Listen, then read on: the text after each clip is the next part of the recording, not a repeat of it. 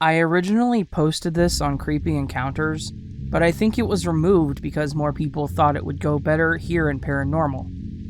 This is my uncle's story, so I'm sorry if it's poorly written. I wrote it down while he was telling it to me in real time. My name is Rick Martinez, and I'm a retired truck driver. This happened when I was like 30 years old. I'm now 62. On the road, I had seen many strange things. I've told this story over and over. A lot of people don't believe me, but it starts off in Stockton, California, where I picked up a load of pipe. My destination was Salt Lake City, Utah. I was supposed to refuel in Barstow, California at a truck stop, but lo and behold, they were out of fuel. So I told my supervisor, hey, I got like half a tank of fuel. He told me to continue and to hit the first truck stop I saw. So, 100 miles into Nevada, nothing but desert. I saw nothing but a sparsely lit desert with a couple of towns, when I noticed my gauge set was reading empty. And I'm thinking, well, that's not right. So I took the first exit I saw and pulled over. I told my supervisor, who was right behind me an hour away, that I was afraid to continue on and run the tanks dry. So he told me to sit still, and he would be by in about an hour, and we could siphon some fuel from his tanks into mine. So I sat there, and I noticed that it was a small town with sparse lighting. As I sat there, I couldn't run the engine, so I couldn't listen to the radio, and thus I sat there in silence. I don't do drugs, and I didn't make this up, so please listen carefully. As I'm sitting there, I noticed a lot of undone construction, and a trailer park to my right completely dark, and a church off to my left about a block away with its lights on. It's about 2 a.m, and I see this jackrabbit hopping around my truck. It hops around and just stares at me and keeps hopping. So I'm getting hungry, and I notice what looks to be a convenience store another block away from the church. So I get off the truck and decide to walk to the store. While I'm walking, I keep hearing this dog howling like it's in pain. As I'm passing the church, the 2 doors are wide open, and I hear clapping like they're having service. As I pass the church, I look inside, and there's no one there except this skinny old white man reading from the Bible and talking about hell. I don't linger too long, and I pass the church. Then I heard clapping again, and then the dog starts howling again. I notice there's a bunch of empty houses on the street that go up a hill. I am still making my way towards what I think is a little mini-mart. All the time, this dog just keeps howling. All the lights are on, and as I go inside, this little old lady with glasses is reading a book. There's hardly anything in this store. Maybe a few cans of food, a couple bags of chips, only water in the refrigerators. The whole time, the lady didn't even pick up her head from her book. So I grab a water, grab chips, and I'm hungry as hell, and there's just nothing to eat. So I asked this old lady, is this all you have, and where's everybody at? She told me everybody moved out, and new construction was supposed to begin like 6 months ago. She didn't say anything after that, so I just paid her, walked out, and started walking back toward the truck. The whole time, this dog is still howling.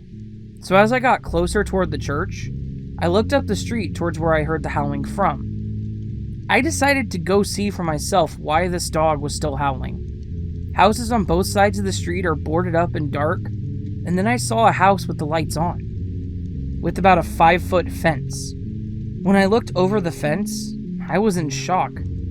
What I saw was a man in his underwear, with a chain attached to his neck on all fours, howling. The hairs on my arms and neck stood up as I saw the other man burst through the back door and kick the man on all fours and was yelling at him to shut up. He ran into a doghouse.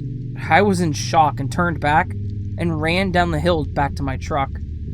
As I passed the church, both doors are still wide open, but there were no lights on anymore, and I could still hear the clapping. I finally made it back to my truck and called my supervisor and told him what I saw. I then told him to hurry to get here so I could leave. My supervisor asked what exit I was talking about, and I told him. And he said, "Oh, I passed that." He had to turn around and come back to get me. So I'm sitting there, and that rabbit is still hopping around my truck. It stopped and looked up at me as I'm sitting in my truck. Now, I'm not saying the rabbit said it, but this is what I heard. Leave. I rolled up the window and waited for my supervisor, who showed up 5 minutes after. I told my supervisor what happened, and he just laughed at me and told me that I'm gonna have to drug test you. I didn't sleep on that whole trip to Utah until I got to Salt Lake City. Now, believe it or not, I swear, this is what happened.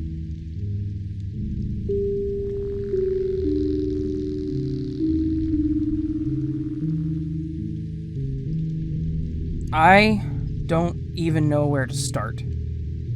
I guess I'll just write it all in chronological order, from when I heard other people's stories and then experienced whatever it was for myself. To preface this, I should mention that all of this took place back home on my reservation. I'm Algonquin First Nation from Canada.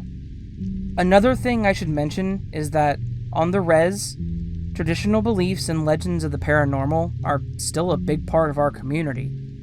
The attitude of most people towards the paranormal is one of assurance. To us, the paranormal is a regular part of life. We believe in a spirit world, and we believe that sometimes these beings can cross over into our world, and maybe even live among us. When I tell my paranormal stories to my non-native friends, they're always in such disbelief that things like this have actually happened, and how casually I talk about it. But it's only because it's been so normalized for me. Where they have absolutely no paranormal experiences, I have a bunch, and most everyone I know on the reservation has even more than I do. I don't really care to explain it. Maybe we're all crazy from drinking the toxic tap water. I don't know. Anyways, here's the story. This all happened in the fall of 2011, when I was about 16 years old. I was living in a nearby city with my mom so that I could get a better education than the one I could get back home. But we'd go back every single weekend to see my dad and little brother. One Friday, during the drive back home, I got a text from a friend of mine. She told me about a party that was happening that night and asked me when I'd be home so they could come pick me up. I gave her a time, and that was that. We get home, and as soon as we stepped inside the house, we see my dad and cousin sitting at the kitchen table, drinking some beer. They're both cops on the reservation, so usually, beers with his partner on a Friday evening means that they had a particularly tough week at work. Typically, the toughest cases to deal with are the child abuse and molestation ones, so a part of me felt sad immediately that something that bad had happened. They both look tired and drained, but they're happy to see us. We say our greetings, catch up a little, and my dad asks me if I have any plans. I tell him about the party and where it'll be, and he and our cousin share a weird look. "Why are you guys making that face? Did something happen?" I asked. "I don't know. Should we tell her?" my cousin said, looking at my dad. He laughed, and they decided that I should probably know what's been going on, since I'd been going to a cottage pretty deep in the woods later that evening. They start with the first strange call they got on Monday night. An older woman called saying people were outside of her house, knocking on all of her windows. She said she couldn't see anybody, but there must have been at least 3 people judging by all the different locations of the knocking. They arrive at the woman's home, inspected all around the house, and even checked the woods, but nothing came up. They tell her it's probably just some teenagers playing tricks on her, and that there isn't much else they can do, besides patrol around the area in case they come back. On Wednesday night, the same woman called again with the same problem. It had rained that day, and there was mud all around this woman's home, so they figure that at the very least, they would find footprints, but they couldn't find a thing. This is when they started feeling like something was off, because one of the windows where the woman was adamant about there being knocking was completely impossible to get to without stepping through this huge mud puddle. This is when they started to think that the woman may be lying, but they just told her the same thing they told her a few nights prior. By Thursday night, everyone on the reservation had been talking about these strange experiences. It turns out, this woman wasn't the only one experiencing the knocking. She was just the only one to call the police. I mean, all of this was taking place on a reservation, so it wasn't long before people were linking it to supernatural causes. My dad was still sure it was just a group of teens pranking people, but then they got another call from that same woman for the same reason. They rushed over and were met with the exact same situation, except this time, the neighbor walked over looking pale as a ghost. He says, "Is this about the knocking?" They noticed that he's a little shaky.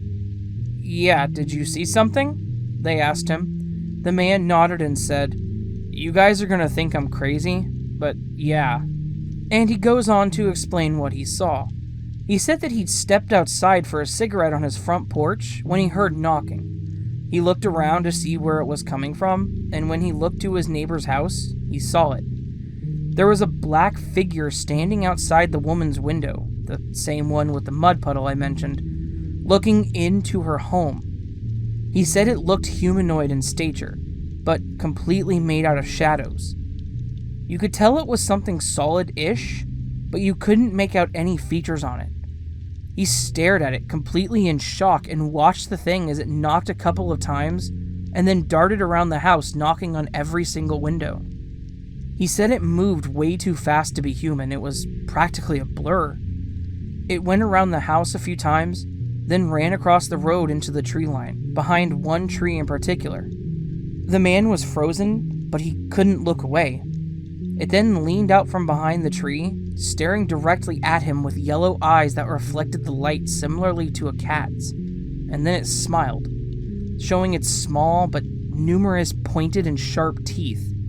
I almost crapped my pants. He had attempted to joke, but his voice was still shaking.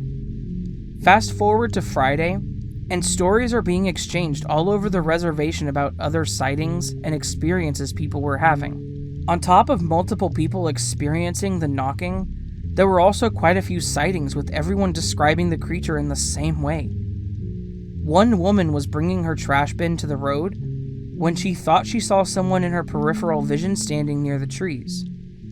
She walked back up the driveway and into her home, feeling like she was being watched. Right before she was about to open her door to go back inside her home, she looked back and saw two reflective yellow eyes watching her from the trees. She said it was about 5 feet from the ground. Another couple was driving at night and saw a humanoid figure standing in the middle of the road. As they got closer, they slowed down, and it turned around to face them. That's when they saw the reflective yellow eyes and the sharp pointed teeth as it smiled at them. They stopped the car, too afraid to go closer to it, until they decided to just drive past it.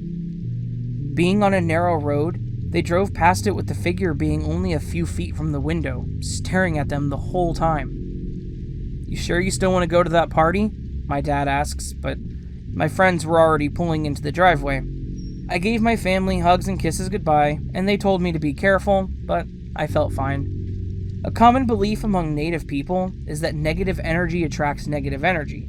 Therefore, an evil spirit will be drawn to people with unresolved issues, traumas, and sinners, I suppose.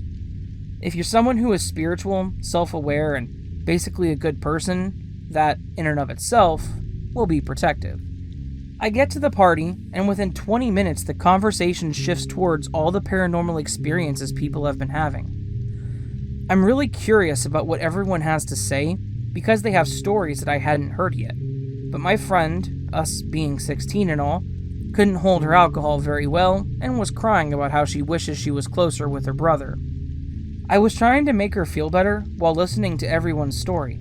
One of the people at the party was related to the neighbor of the woman who was calling the police. The experience really shook him up, and my friend was just explaining everything that he was doing later on. For one, he smudged his entire home, which is something our people do when we're looking for extra protection against paranormal entities. He also went to visit multiple elders around the community, asking for advice and any information they had on similar happenings. What we do know about paranormal experiences on the reservation is that they don't happen as often as they used to. If you talk to one of our elders, they have endless stories and even more advice to give about how to protect yourself compared to now. One of the explanations that was given to this guy about the shadow thing was that it was evidence that someone was doing an unauthorized shaking tent ceremony. If you don't know what that is, you can look it up, but it's basically, and I'm generalizing, like a Ouija board session that takes place inside of a tent of some sort. People stand around the tent while the medicine man or medicine woman goes inside and asks questions. The tent begins to shake, and you can hear the voices of the spirits coming through. I've never personally been to one because we haven't had a good enough reason to make one, but typically our ancestors used shaking tent ceremonies when they were starving in the dead of winter and needed some direction on where the nearest food source was. My mom has been to one, and her story is absolutely crazy. She described multiple voices of men and women, only speaking the native tongue, and they were upset that the people were doing a shaking tent ceremony when they weren't on the verge of death. The people there had to explain that they were only doing the ceremony to prove that it was real, as we had been losing our culture as a result of residential schools. But the spirits were angry about this, saying that the bridge between the two worlds should never be opened unless absolutely necessary, because you don't know who you're communicating with. It could be evil spirits, and it could be the good ones. It could be ancestors, but you never know. Anyways, the elders told him that this spirit crossed over into our world because of a shaking tent ceremony. Someone on the reserve has been doing them without consultation of the elders. So, we started thinking about who would do that, without proper guidance, and without good enough reason to do so. The two of the drunkest dudes at this point start saying stuff like, I'm not scared, that thing could show up now and it couldn't do crap. Basically egging it on. All of us were looking at each other like, why the hell would you disrespect an evil spirit? And that's exactly how you attract it to. And that's when I decided to leave the sunroom where everyone was hanging out. I went to the living room to console my drunk, crying friend, when I noticed that the rocking chair outside on the porch was going back and forth. I looked away immediately, refusing to make direct eye contact, but I did look at it from my peripheral vision. Anyways, so I'm inside the cottage, and I keep seeing this rocking chair go back and forth and back and forth. But another thing we're raised to do in our culture is to ignore paranormal experiences. Spirits feed on the energy that people put towards them. So if you freak out, if you get angry, if you yell at it, or start crying, then that's exactly what it wants, and it will stick around once it gets a reaction. It thrives on energy of any kind, so while I knew that something messed up was happening on the rocking chair, I wasn't about to pay it any attention. 5 minutes or so go by, and I'm still seeing it move in the corner of my eye. That's when my friend screams, and she runs to the other side of the sunroom. My other friend sprints to where that girl is sitting, and busts through the French doors onto the balcony.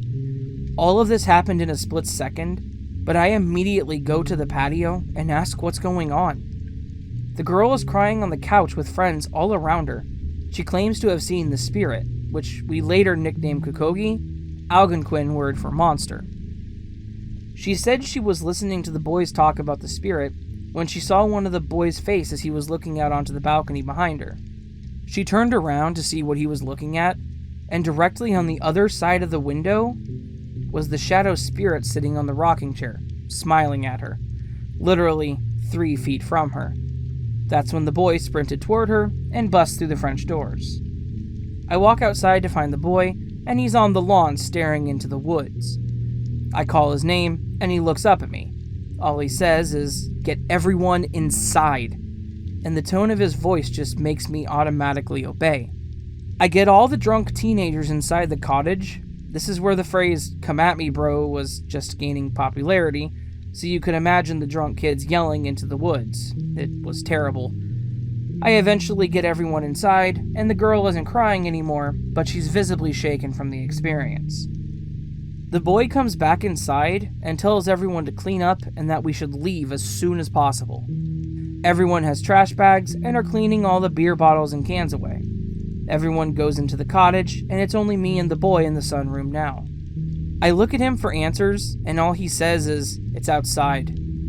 I nod and start cleaning faster. The sooner we're out of here, the sooner we're away from that thing. As we're cleaning the sunroom, we hear knocking on the window in multiple places. The entire sunroom is made of glass, but it's dark out, so you can't even see outside. I immediately look to the boy, and he just says, "Ignore it." Within 2 seconds, someone comes running out of the bathroom and says, "I'll freaking kill whoever's outside knocking on the bathroom window." But everyone's inside and accounted for. Someone else comes running out of the bedroom saying that there was a knocking on the window in there as well. Now, everyone's freaking out, and me and the boy and our one other friend are the only sober ones to calm everyone down. We get the place clean and get outside to the cars immediately. Everyone's getting into the trucks and I'm standing with the boy. He's relaxed, but then all of a sudden looks behind me and shoves me inside of his truck. We peel out of the driveway and drop everyone off. A few days later, I ended up hanging out with him, and he tells me the story from his perspective. He said that when the boys started talking crap about the spirit, it appeared on the rocking chair behind the girl. He said he made eye contact with it, and he couldn't look away. They were staring each other down, and that's when the girl saw the boy's expression. He said it was instinct to defend the people he was with, and ran toward it. He said that the feeling he was getting from the Kokogi was almost like he was daring him to do something. He said the second he got up, the Kokogi stood and ran into the woods, disappearing from the patio in a blur. Then he ran off the porch and was looking around the lawn when he saw it standing at the tree line, looking right at him with a smile on its face. He said the whole time it felt like it was mocking him. Then I called his name and it disappeared. He didn't see it again until everyone was getting into the trucks, which explains why he suddenly pushed me inside. He said that it was standing on the far end of the truck, super close to us. Later that night, when he dropped everyone off, they realized they never locked the door. So he went back to the cottage, but his friend, who owns the cottage, was too scared to go in. That's when the boy goes in by himself, but the second he opened the door, he sees the thing standing inside the living room. He locks the door as quick as he can, and they peeled out of the driveway. So, yeah, sightings continued for a few days after that. We definitely weren't the only people on the reservation to have experiences like this, and then it just stopped all of a sudden. It was the talk of the reservation. Everyone was curious about what happened to it. Would it come back? What was it? Etc. But word ended up getting around that there were sightings north of our community. White people in the town just north of us were having sightings, and then other reservations were having sightings as well. It was like it was traveling north, the way the stories were going. Anyways, it's 2018 now, and no one else in my reserve has had any sightings of this particular thing. But yeah, that's my story.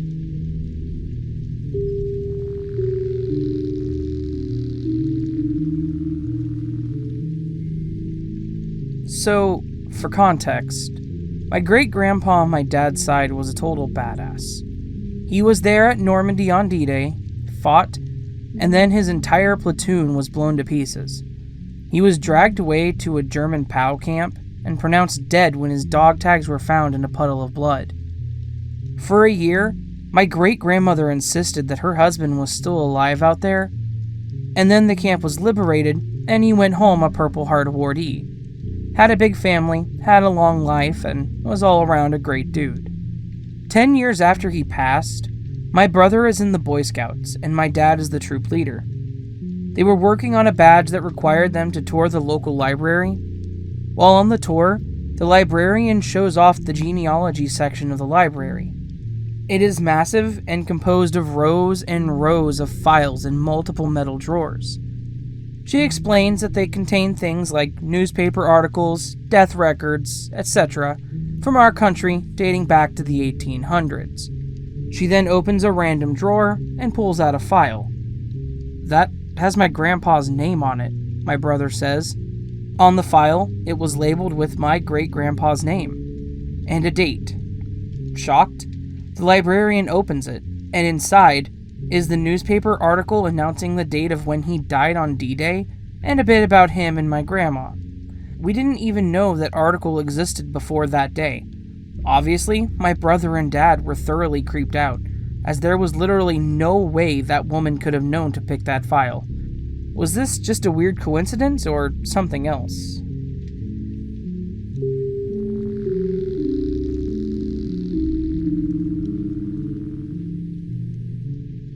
About 10 minutes ago, my boyfriend, a non-believer, and I were sitting in our living room watching a YouTube video about the real Conjuring house. In the video, the new homeowners were talking about shadow people, and so I said to my boyfriend, I think I have had a few experiences with shadow people. And literally, just as I said it, a weird black flash went through our apartment. I saw something black move very quickly past my peripheral, and my boyfriend described it as like a camera flash going off in our apartment. We were both like, what the heck was that? He is trying to explain it away as some sort of light from outside, but we have lived here for years and never seen anything like that. This is not the first weird thing that has happened in this apartment. Our ceiling fan used to turn on by itself all the time, and it used to scare me so bad that I asked for it to please stop, and it's never happened again since asking for it to stop. I always feel like there is someone in the bathroom with me while I am showering, to the point that I have spoken out loud to my boyfriend, thinking he is there only to move the shower curtain and see that he is not. There have been times I could have sworn that I heard someone opening the bathroom door while I'm in the shower, but sure enough, every time I look, no one is there. One morning, I woke up to my boyfriend whispering to me, "It's time to get up." And I opened my eyes with a big smile on my face, only to see that he wasn't even home. The man who used to live there's name was Tom. Tom died in our kitchen, and we moved into the apartment 3 months later. Tom was actually a family friend of my boyfriend's family. Tom knew my boyfriend when he, my boyfriend, was just a kid. It is actually a fluke that we ended up moving into this exact apartment. When we first moved in, we had no idea that Tom used to live here, and subsequently died here, until we already signed the lease and met our neighbor, who happens to be Tom's son. We oftentimes hear weird banging noises coming from the kitchen, and we both say out loud, somewhat jokingly, "Oh, you stop it, Tom," and then the banging stops. My boyfriend claims to not believe in any of this stuff, but sometimes I do think we have a spirit visitor. The incidents I'm describing are very far and few in between, but they're enough to convince me that we have a consistent haunting. I also have no proof that if there is a spirit here, it's actually Tom. The weird camera flash / black whoosh just happened about 10 minutes ago though, and we both saw it, so I thought I would share.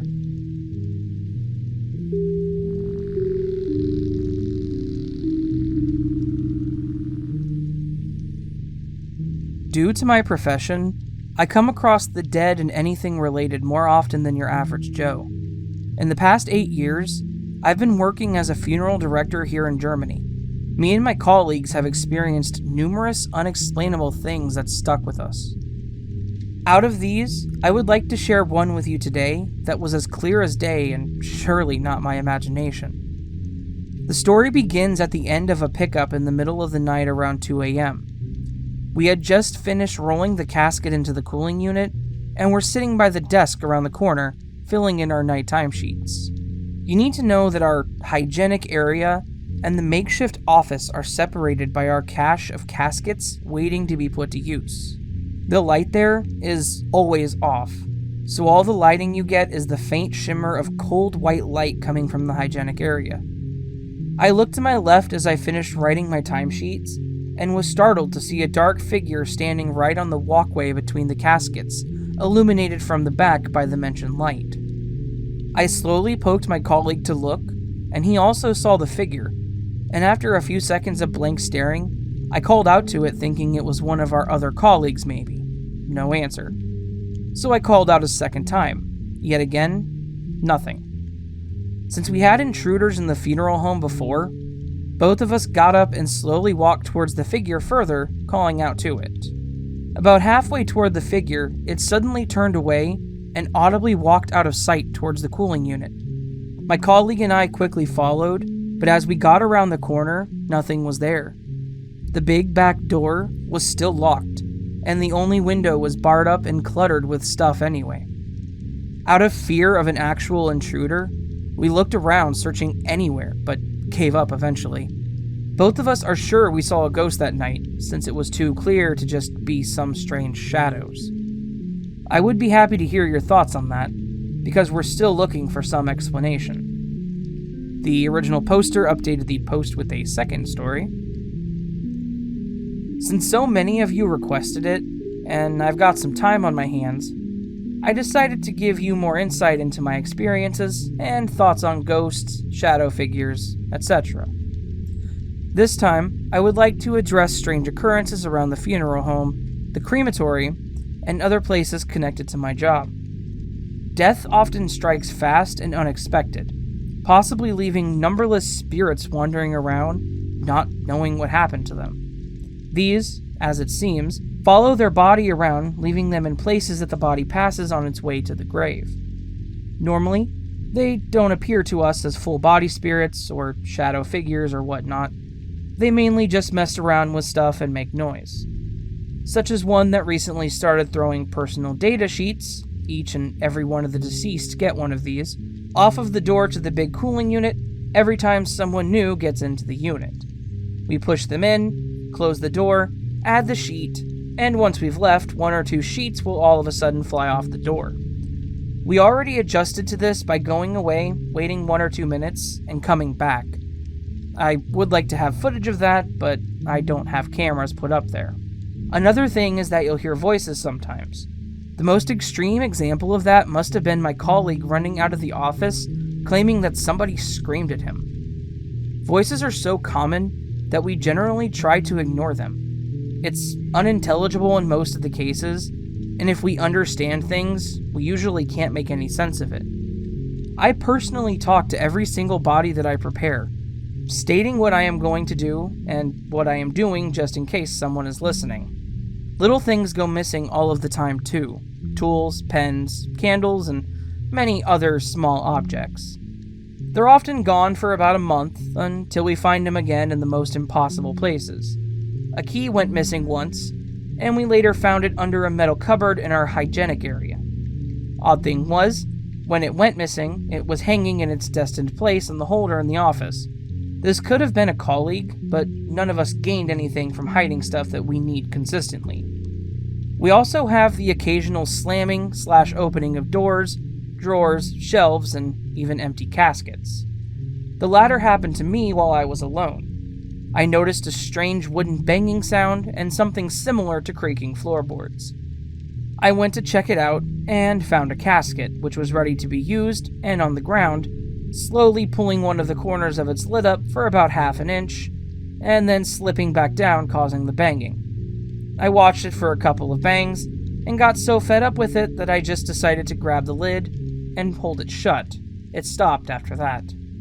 These are some of the random encounters that could be of paranormal origin that I've had over the past few years. Again, I am looking for answers or explanations and would be happy to hear your thoughts. I'll share more in a future post, since these things are not at all rare occurrences. I will also try to get a hold of some evidence so you can better understand what me and my colleagues are dealing with.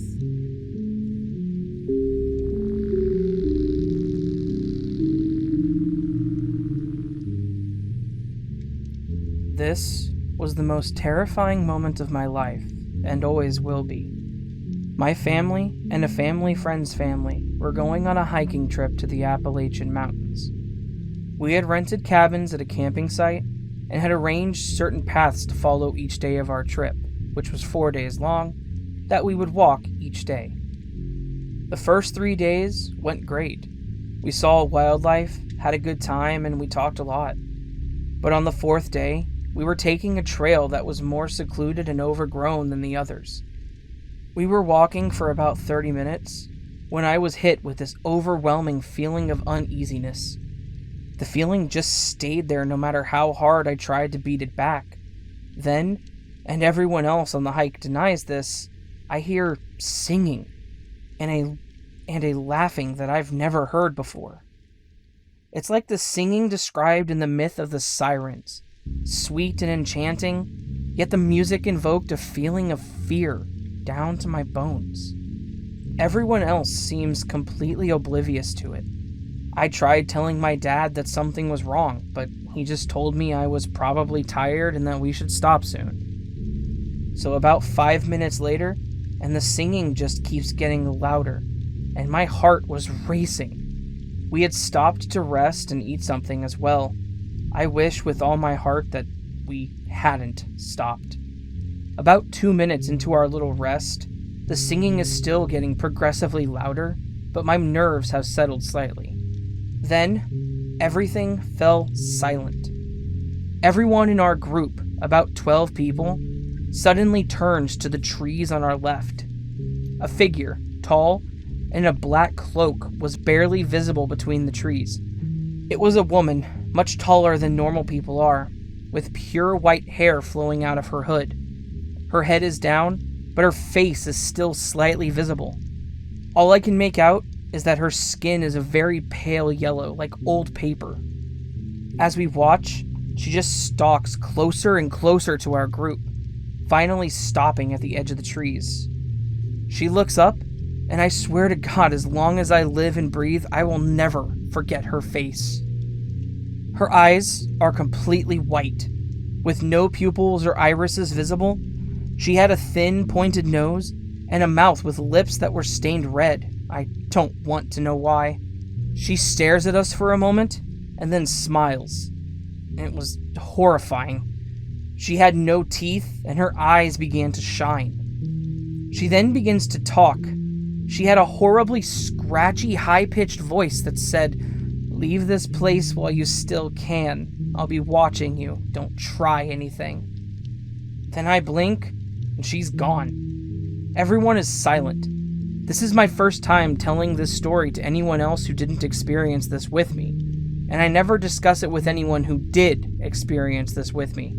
But it feels good to share this experience with someone.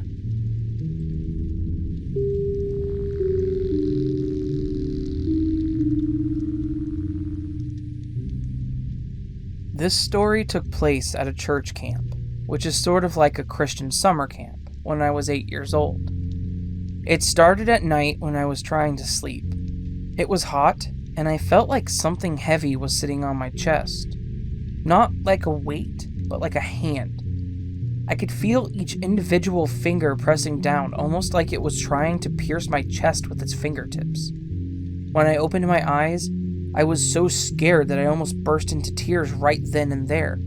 But it felt like if I did, something even worse would happen. Not just to me, but to the other kids in the room with me as well. Instead, I just laid there in my bunk, trying to keep it from knowing that I was awake. After a few hours, it stopped and left.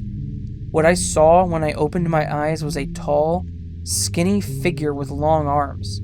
It had black eyes with red pupils that almost glowed in the dark, large hands with slender fingers, and a mouth so wide that if it opened its mouth it would look like a hole. When I woke up in the morning, I felt a burning sensation on my chest. When I looked, I saw red marks where the thing had touched me. Things were pretty much normal until the middle of the day, when everyone would go into the main building where we would all attend our church and pray. While we were in the middle of prayer, I opened my eyes to look up at the front of the room, and I saw the figure standing in front of me. And when I saw it, I put one hand over my mouth and pushed the other hand onto my chest. It didn't tear a hole in my chest, instead it just went inside like it wasn't there. But I could still feel it inside my chest. Its hand wrapped around my heart, not a squeezing feeling, but a burning feeling, almost like a red-hot fire poker touching bare skin. I was crying the whole time trying to pull its hand out of my chest, but I wasn't strong enough, and it only stopped after the prayer was over. It just disappeared and it was gone, but I could still feel that burning sensation in my chest after we were done in the church. The day continued like normal, like the thing was done doing what it needed to. After this incident, I never went back to the church camp again, and I also stopped going to church because I never wanted to see that thing ever again. And to this day, I'm happy to say that I haven't seen it since.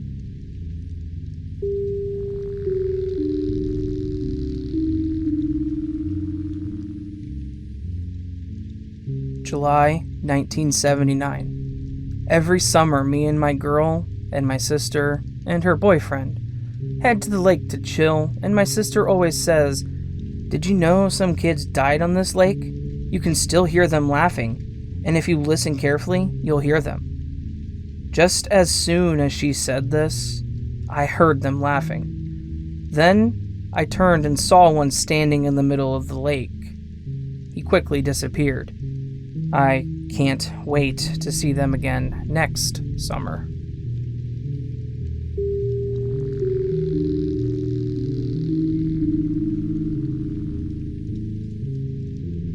I am from Eastern Europe, and that's why my English is not perfect. I will tell you a story that my grandparents and mother used to talk about. My great-grandfather went to the forest to pick up some wood. He went there during night since it was illegal to take wood from that forest. By chance, he met another man there from the village who was doing the same thing. They agreed to stick together. A little time passed when they saw a small billy goat. Its fur was black. My great-grandfather assumed that someone had lost it. So they decided to take the billy goat back with them in order to share its meat later. They put the billy goat in a sack, and then weird stuff started to happen. The sack became heavier and heavier, and they exchanged it often between them. At some point, the billy goat was so agitated that my great-grandfather said, "Hey, take it easy, billy goat." The paranormal part of this is that the goat repeated the exact words in a weird voice. My great-grandfather had a gun and shot the sack twice. There was nothing in it but thin air. They were convinced it was the devil, since they had in mind to steal wood. He had other paranormal stories, so just let me know if you want to hear them.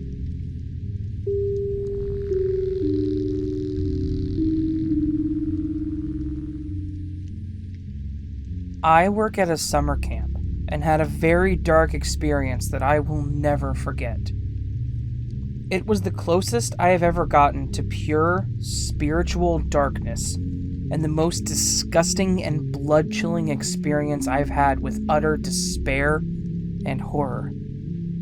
Sleep is hard to get when you work at a summer camp, so I already was tired and losing energy because most nights the kids in my cabin would stay up making fart noises or giggling or would ask to use the bathroom right after I had fallen asleep. On one of the weeks at camp, I started to get a cold, or fever, or really just plain sick. I remember, before getting physically sick, I remember telling my camp director there seemed to be a dark presence over the camp that I was feeling in my spirit, and from others as well. I can recall it now. I remember feeling fear and a small sense of horror, but it was far away, not tangible or understandable. But like terror and darkness and doom were following me from a distance in the spiritual realm, but were far enough away that I could not see them clearly, but could make out that I was being followed. I'm not sure if that makes sense, but it was like a feeling of impending doom, or being scared that there was no hope for the future. Despair, hopelessness, darkness, the opposite of salvation and sanctity, fear and inner terror. But not for anything in particular, just a sense of dread of the future, and internal conclusion and strangeness. Okay, I'm a visual processor, so I want to give you how I describe it in a picture. Imagine going about your day normally, but you just feel this anxiety coming over you for no reason. You look around at the people walking around and talking, but gradually start to feel detached from reality. Like, you shake your head and look around expecting to see someone staring at you or something, but there's nothing. You smile at others and laugh, but as soon as you turn around and walk away, you feel that same distant and eerie feeling again. Like you are in two worlds at once, but you can't see the second one you're in. Honestly, I'm getting nervous even sharing this again, but I know I'm safe. I digress. I was not depressed at the time this all happened, but I felt a feeling of despair over myself, and felt like I was being whispered in my ear/mind to kill myself. I'm not a suicidal person, so I knew something was very strange about this. It wasn't just in my head. This wasn't me. It was further than that. So I talked to the director, and he said he felt something similar over the camp, and we prayed and went away from there. Later that week, could have been that night for all I know, the event was separated from my reality in a sense. I couldn't fall asleep. I was having those weird fever dreams, or whatever they're called, where a song just loops in your head and you can't get rid of it. It was horrible. I felt nauseous and had a headache, and then the weird stuff started happening. I was on the floor because all the beds were full. Normally things are, just normal. You feel in your own headspace and feel like you're in the real world, but I just felt this weird presence that I can't explain. Like that other world feeling that I said earlier. I would sit up and look out the window expecting to see something evil looking at me, and it felt like something was supposed to be there, but there wasn't.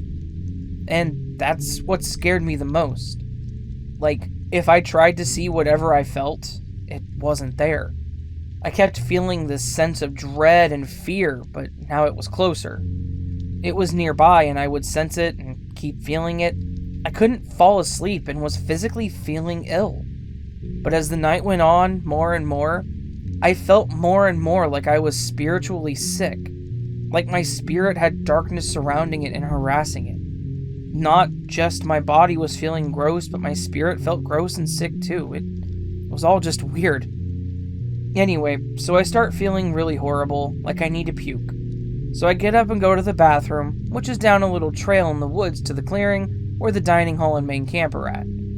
The cabins are separated into the boys' area and the girls' area, and the boys' area was more off in the wooded area, the girls' closer to the meadow. So when I leave the cabin and step out, it just feels silent. Like it felt silent. It wasn't actually that quiet outside, it just felt in my spirit like it was quiet. Like there were things sneaking around me that I could not see or hear, but they were there. Horrible darkness and fear fell over me. It was just horrible and sickening. As I'm walking over to the bathroom, the trail is very dark with very little light. So I'm walking and I see ahead of me that very dark trail. I can't even really see the trail because of how dark it is, and I have my phone's flashlight on, which only makes it creepier since it glows and doesn't really give much light. Anyway, and this is the scary part, I guess, I'm having a hard time recalling that feeling right now as I'm writing it, so as I'm walking, my thoughts are, I think there is something purely demonic and terrifying before me. I can feel it, however I cannot see it. Remember what I said about that feeling of being in two worlds at the same time? I had that way stronger now. Like I was no longer in my world at all, but was in another realm of pure darkness and pure evil. Like I was in her/his/its lair. I was exiting my world and stepping into the realm of darkness and terror, but I was blind, both to my own world and to theirs. But I was blind only to the physical light in my world, and completely blind in theirs. I could sense and feel that I was somewhere else in my spirit.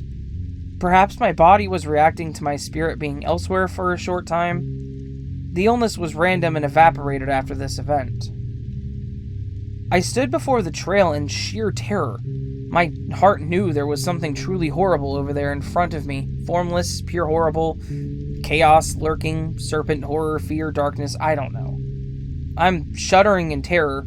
I feel safer by my cabin, like I'm 80% in my world there and only 20% in their world as I'm near the cabin. Like I have some sort of protection and safety near my boys, and every step I take into the darkness, I move away from God or Jesus from the 20 to 30, 35, 40% into their world, and even more so out of my protection and security, and so on. Stepping more into isolation and depravity, and chaos and darkness of the soul.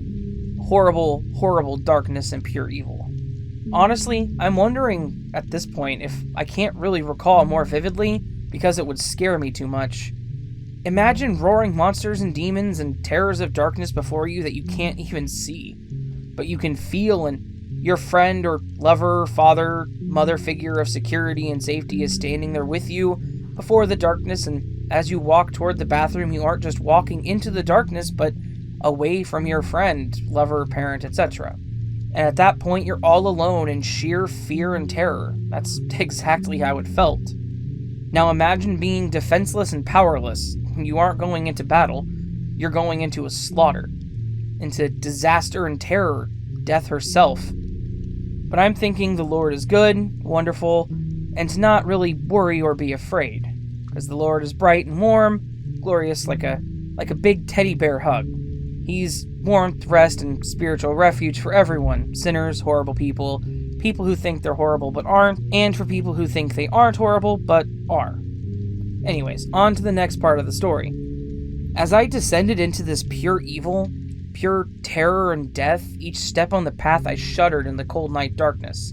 And I shuddered as the monsters of pure sorrow and pure evil looked over and above me, and surrounded me with their presence. From there, I called on the name of the Lord. The Lord is my refuge, my strong tower who keeps me safe. The Lord is my rock, my strong tower who will keep me safe. He is my deliverance and my security in times of trouble. The Lord is my rock and my strong tower, my refuge in time of trial. The Lord is my rock and my fortress, my deliverer, my shelter, my strength, and my high tower.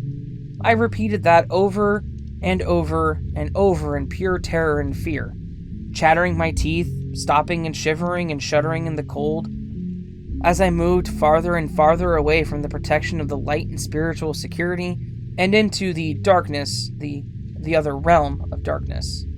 I would stop and shudder, feeling as though if I did not guard myself with more protections of Scripture, I would be torn to shreds and destroyed by darkness. And I can't imagine what I would have felt if I had not protected myself with said Scripture, and my trust in the Lord and Father.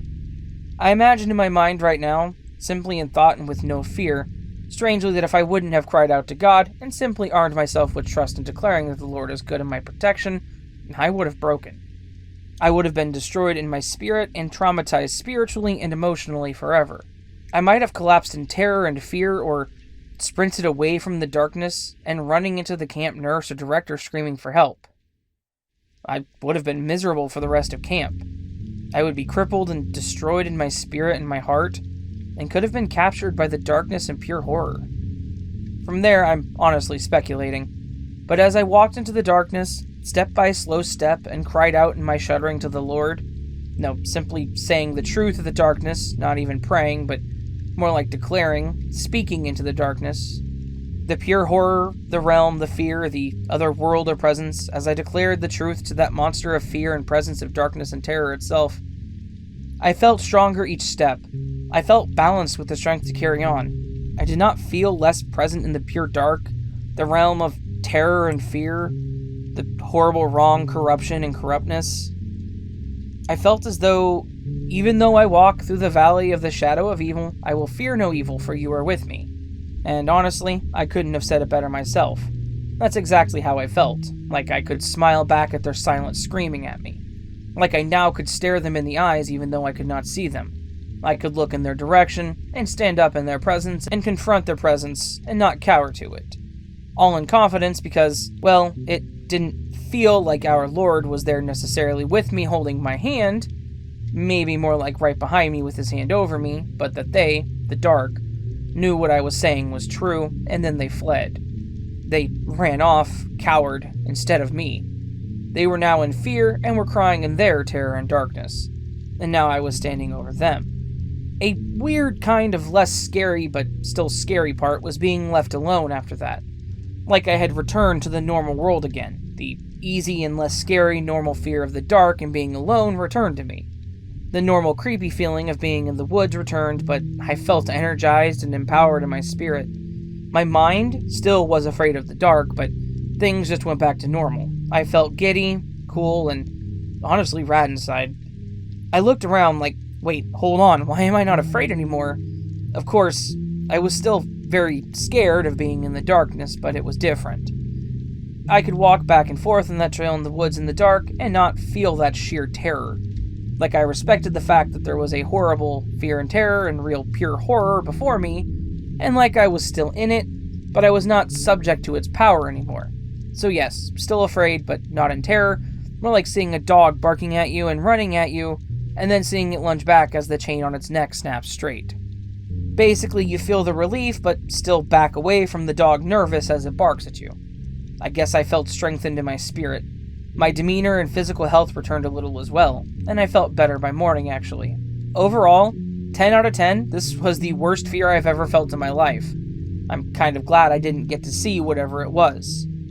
A friend of mine said she saw demons chasing me down on that same trail at an earlier date before too.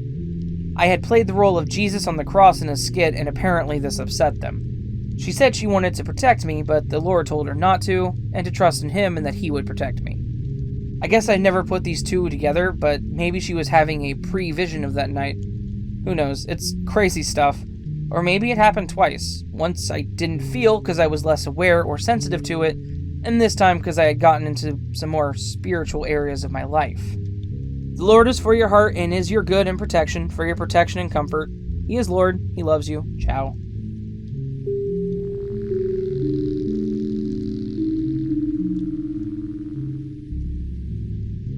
This happened yesterday. My brother and I went for a hike to stave off the cabin fever from self-isolating. We chose a pretty remote trail to lower the risk of coming into contact with other people. I was walking ahead of my brother, and the gravel on the track was making our footsteps really loud. Deep in thought, I was listening to the rhythm of his footsteps behind me.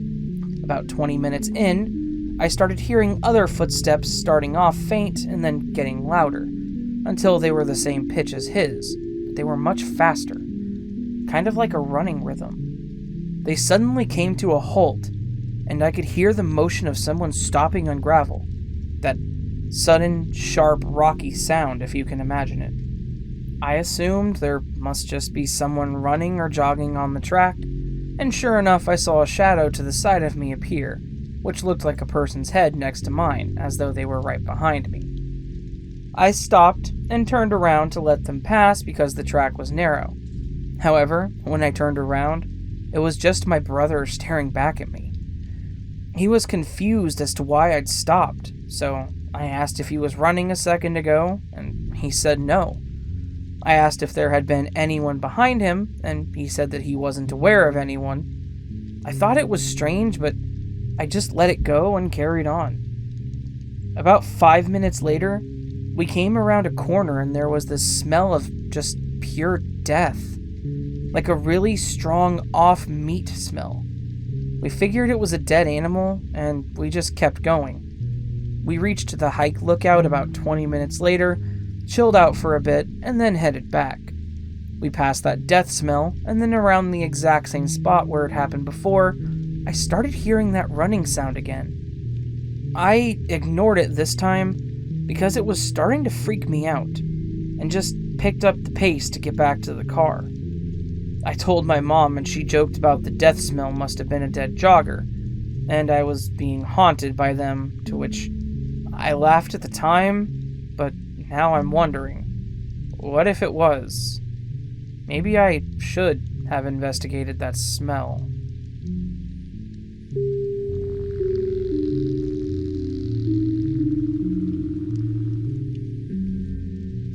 It started when I was like 9 years old. We lived in a block of flats, and every time I was home alone, someone would ring the doorbell. When I opened it, there was no one. Then we moved to a row house, where every apartment had 2 stories.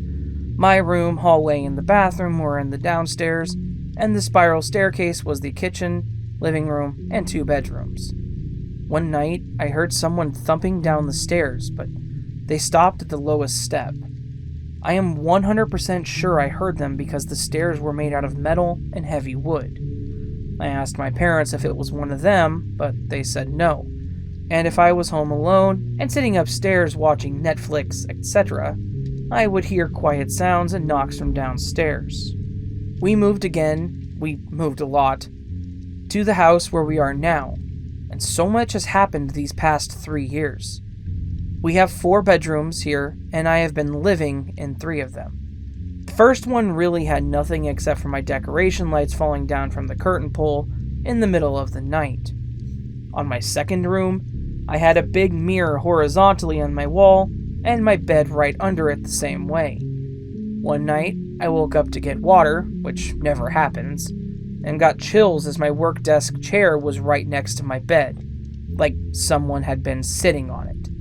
My desk was on the other side of my room, and the chair was right under the desk. My dog wouldn't have come in my room if I was home alone. One night there, I was about to go to sleep with my dog in my room. Mom had told me not to let her on my bed. I felt scratching on the side of the mattress and on the side of my thigh. I was about to tell her to go to her own bed, but as soon as I looked, she was sleeping in her own bed on the other side of the room. This thing also sat on my bed one night when I was about to go to sleep. I felt it on my feet. One day, I was reading a book, and in the corner of my eye I saw a hemline of a white 50s style dress. I slowly moved my eye to look up, and I saw this very young girl, about 5 or 8, who was around 170 centimeters tall. It freaked me out. It was like someone took a Sims character, made it a child, and stretched it, looking absurd, and as soon as I moved, it disappeared. Then I got to the room where I am now.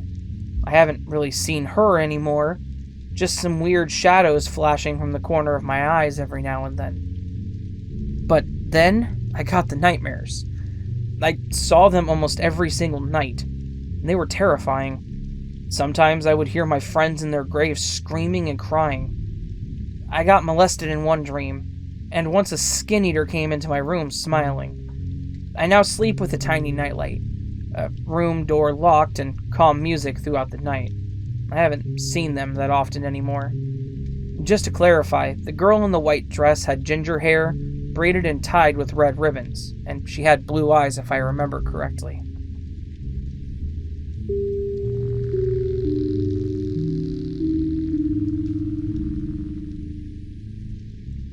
When I was around 12 or 13 years old, my mom moved my 2 sisters and I into a new house with her new boyfriend. The house was 2 streets away from our old house, so we moved in quickly. I'm going to try to explain the house now, so bear with me. The staircase was in the center of the house, facing the backyard. If I'm standing with my back to the backyard, looking up at the stairs, the living room is to my left, kitchen to my right. In between the living room and the stairs is a hallway leading to the garage, a bedroom, bathroom, and laundry room. There's a built-in shelf in the hallway. Between the staircase and the kitchen is a hallway that leads to the front door, with a front room and breakfast nook separated by a half wall. Upstairs to the left was the master bedroom with a bonus room office. Upstairs and to the right was mine and my sister's room, connected by a Jack and Jill bathroom. This house always had this feeling that I can't really explain. It just always felt off. The worst place to be was upstairs and in the front room / breakfast nook. Everything started very slowly, spare change flying off the built-in shelf in the hallway, to hearing footsteps upstairs when you were in the living room. It seemed as if the only people affected by the weird noises and weird feelings were my mom, my middle sister, and I. We decided one day to go through the attic-type space in the bonus room off of my parents' room. All we found up there was a bunch of white jeans. Looked to be True Religion jeans that were never finished. Now, I'm not sure if this is related at all, but after we found the jeans, everything went to hell. My mom's best friend lived down the street, so middle sister and I would watch her 3-year-old often. She was at our house, sitting in my sister's doorway looking into my mom's dark room. She kept looking into my mom's room, and eventually asked my sister and I, "Hey, who's that guy in Auntie's room?" We went to her house after that. I couldn't walk through the hallways without a feeling of dread, like something wanted to hurt me. My sister and mom shared that same feeling.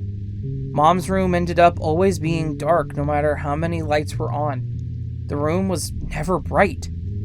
We all had nightmares constantly, but my oldest sister and now stepdad never experienced any of it. Our dog would always stare from the kitchen into the front room and growl, and he never stepped foot into that room. He would not go upstairs either. One night, I'm at a sleepover, and my middle sister is at home on her computer about to go to bed. She's falling asleep when she feels someone crawl over her and lay down next to her. She thought it was me because she didn't know I was gone. I slept with her a lot because my room scared me. She woke up in the morning with a huge black and purple bruise on her leg, and once she found out it wasn't me and that I wasn't home, she lost it. We moved away shortly after that. For years, up until recently, I had a reoccurring dream about being back in that house. I would be standing looking up the staircase and just having a horrible feeling in my stomach that whatever it was wanted to hurt me, but I couldn't move. I would end up going up the stairs anyways, but then my dream would skip to me being in the front room. I could hear my middle sister crying for help, but I couldn't move. I would be back at the stairs, looking up when I could feel something behind me. I would wake up quickly, and it always felt like something awful wanted my sister. It finally ended recently when I was having that same dream, but I was finally able to get to my sister upstairs, and we ran out of the house and shut the door. On the way out, though, there was the ghost of a sickly woman who was in the house. But she didn't give me a bad feeling that I had before. It was like she was the one helping to get us out. I've never had that dream again.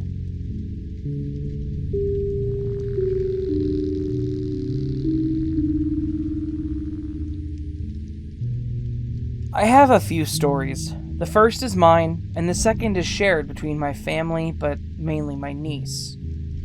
My family has always told me that when I was a toddler, I would stand at the window and speak up to the tree outside. And when they asked me who I was talking to, I would say Papa, which is what everyone called my dad's father, who died of cancer long before I was born, so I never even met him. They never really felt anything bad about it because everyone loved him, and I would laugh and giggle and just talk away for apparently hours. We were 4 when this happened, but my sisters are older, so they remember more, and they have told me countless times. After my parents divorced in 2004, my mom and 2 sisters, M and A, moved to a duplex next to my sister, her boyfriend, and her daughter, E, who was born a month before me. While we lived there, E developed an imaginary friend named Justina, who told her to do sinister things, and also did some sinister things in the house. Justina apparently looked like E, and was the same age as her when she died. She told E that her and her parents were in a car accident on the road we lived on. And later on, we found out that there was actually an accident near our house where a family of 3 died. Anyways, she would tell E to turn on the gas burners on the stove and touch them, and if she didn't, she would harm E's family, which apparently she was capable of doing, because while they were moving in, she threw a dime at A's head because she had reprimanded E earlier. This was a common occurrence. If someone yelled at or spanked E, and then they were alone, something weird would always happen. M was babysitting E, and E was doing the usual bad child behavior and got spanked for swearing at M, and then was sent to bed. Later on, M was reading a book for her high school class and saw E come out of their room in the corner of her eye and start spinning on the computer chair, something we did all the time.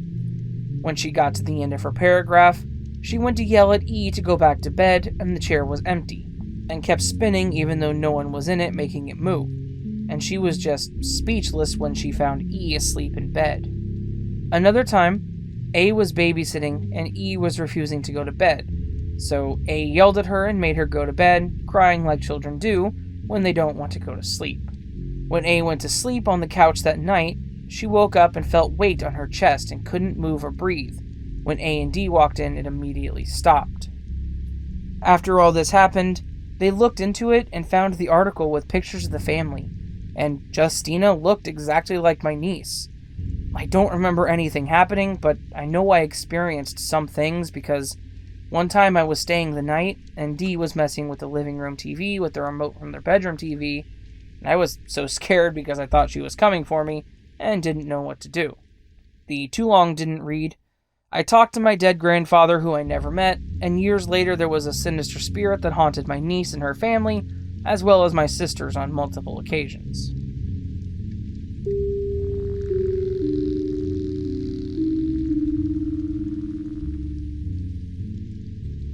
When I was about 4 or 5, I remember waking up to somebody talking to me, but of course, no one was there. I kept hearing a little voice that said, "Hi, hello, good morning, how are you?" I tried finding the source of the sound, and according to my memory, it was coming from a plush lobster that I put in my closet. I noticed it was moving on its own, and I think trying to wave?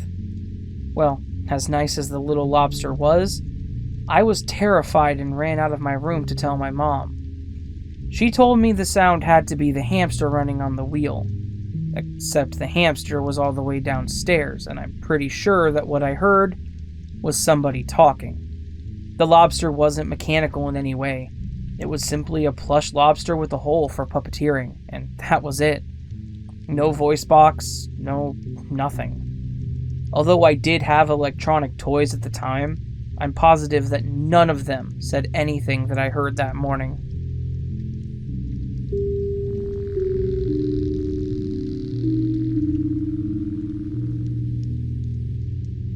Anyone else find that they experienced paranormal happenings more when they were younger?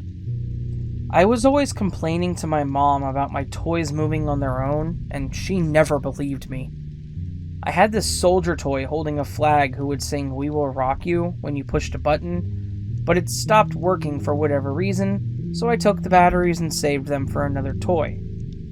Anyways, like I usually would, I packed my toys away and climbed into bed. Bunk beds were amazing back then. I looked down onto the floor, and all my toys packed away, so it's time for sleep. Usually it's very easy for me to fall asleep, but for some reason I couldn't. The hairs on the back of my neck were standing up, and I started freaking out. I threw the covers off me and looked down on my floor. That soldier toy was there staring at me. I screamed for my mom, and she could see me clearly distressed as I tried to explain what happened. But she put it down to me just forgetting to put that particular toy away. There was no way I forgot to put that thing away. I was a very tidy child. And no judging, please. This is something that still freaks me out to this day at 23 years old.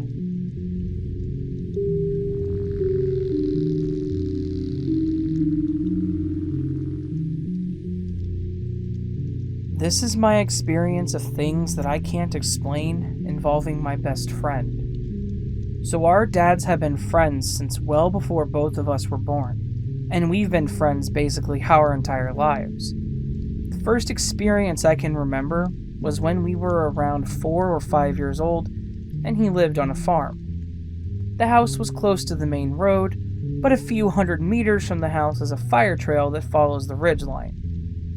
It was a rainy night, and we were watching TV in the living room. There was a window that looked out over the ridgeline. I noticed my friend staring out the window. When I looked out the window, and I saw it too. In a gap between the trees, a humanoid in a long yellow raincoat was standing staring back at us. Now, it could have been someone messing with us, a neighbor or just someone who enjoys the rain, but that closest neighbor was about 10 kilometers away. And it's probably another 25 kilometers to the nearest town. Also, when we went up to the ridge the next day, there was no sign of a vehicle driving up to where we saw the figure. And the only way up that isn't an almost 45-degree slope is the fire trail, which was covered in soft, sticky mud that would show signs of a vehicle. The second experience that I can remember, I was staying at his house. This was a few years after the farm incident, and his family had moved to a house in suburbia. So we're camped out in the pillow fort that we had built in the living room. Pretty normal night, junk food and movies. We both go to sleep, but I'm woken up not long after midnight by loud, and I mean freaking stomping down the hallway. I chalk it up to his dad leaving for work and being half asleep, until I hear the heavy breathing next to me, and my friend is staring, looking absolutely petrified. And then it hit me. His dad had started a new job recently that was FIFO, fly in, fly out, and had left for his swing a few days earlier. And unless his mom was literally jumping and putting as much force as possible into each landing, it couldn't have been her. I drift in and out of sleep for the rest of the night. Now, we haven't spoken about this for years, until we went camping with 2 different neighbors of his, and one of them asked if we believe in the paranormal, and then mentioned that they have woken up more than once to what sounds like someone stomping through their house wearing heavy boots. All 5 of us have had similar experiences with what we have come to call Mr. Boots. The 3rd experience I've had involving him, and things that I could just not explain, we'd both just gotten our licenses, born a few days apart, so we got them almost at the same time. And we're doing as teenage boys do, and we're driving along the old Pacific Highway, just north of Carryong on the New South Wales Central Coast. Driving way, way too fast, and generally being hooligans, we round a right-hand bend, which is followed by a straight line into an almost hairpinned left-hand turn. I was in the lead with him just behind, and we round the right-hand bend, and he goes to overtake me. He almost gets in line with me, and he hits the brakes. Me, not 100% looking ahead, looks ahead to see someone standing on the side of the road trying to flag us down. Only problem is, I could see through her. My reaction was to get the hell out of there. We drove to a McDonald's and we sat in the car park, and he goes to me, "Did you see the chick on the road just before the hairpin?" I was absolutely rattled by this, and haven't driven down this road since this happened, regardless of the time of day. The 4th experience I've had is after his family had moved again. This time he lived in a flat out the back of his parents' house. I was visiting and was asleep on the fold-out lounge. I wake up and feel like I'm being watched. Eventually this feeling fades, and I fall back asleep, only to be woken up by a box of bolts being launched off the shelf in the connected garage, across the room. Now, you could easily say this might have been a rat or possum, but I don't know of any rodents or marsupials that can move a box that weighs several kilograms, let alone launch it 5 meters across the room. The final experience I've experienced with him was this Easter weekend that just went by. We were headed to my girlfriend's family farm as they were purchasing a few chickens from my mate. It was just before twilight, and to get to the farmhouse, you have to drive down an access road that is a floodplain. The river that flows through it has a creek that feeds into it under a small bridge, and before this bridge is a flat paddocks, either side of the road, both fenced off with no gates within about 200 meters of the creek. We're almost at the bridge, maybe 50 meters out, when all of a sudden a VW Beetle hurtles across the road in front of us. I slam on the brakes and we get out, assuming that someone is going to be hurt real bad since one side of the road is just a wire fence, but the other side is lined with half-ton bales of hay. I grab a torch out of my car and look around the area. There is 0 signs of this car barreling across the paddock, through the fence, or crashing into the bales of hay. We're both pretty shaken up by this, but weren't hanging around to see if someone was out there. We get back in the car and drive up to the house. Later that night, my girlfriend's mom brings up the topic of ghosts, and we tell her what we saw. She looks like she's seen a ghost and recounts that exact same story that we had witnessed.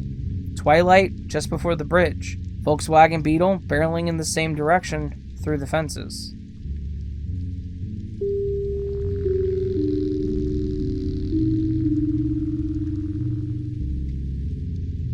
I have a story from about 2 years ago that really captivates me to this day. When I've told this story to close friends, they tell me it's straight out of a movie. I really can't disagree with that. This starts when I finished my first year of college in the Bay Area. I worked my ass off in school and just wanted to have a wild summer, and I would do anything I could to get out of the house. My cousin was/is my best friend, and we basically did anything and everything together. When there wasn't anything to do, we'd take walks together around my rural neighborhood. I always lived near this old hospital, which used to operate as the biggest trauma unit in my area. Sometime while I was in high school, they shut the hospital down due to unknown reasons. Basically just sat there rotting for a few years before we found it. One day, my cousin and I were drinking a cold one, taking one of our routine walks, and ventured away from our usual route, through this peaceful random field. We stumbled across this huge parking lot after making it out of the field, but it didn't hit me that this was the old hospital parking lot that we'd found. We made our way through the lot until we saw this massively grand building standing outside the lot. The deteriorated banner said emergency room, and this is when we knew we had struck gold, and stumbled across a back route to this abandoned hospital. We knew of this place, but we had never been there.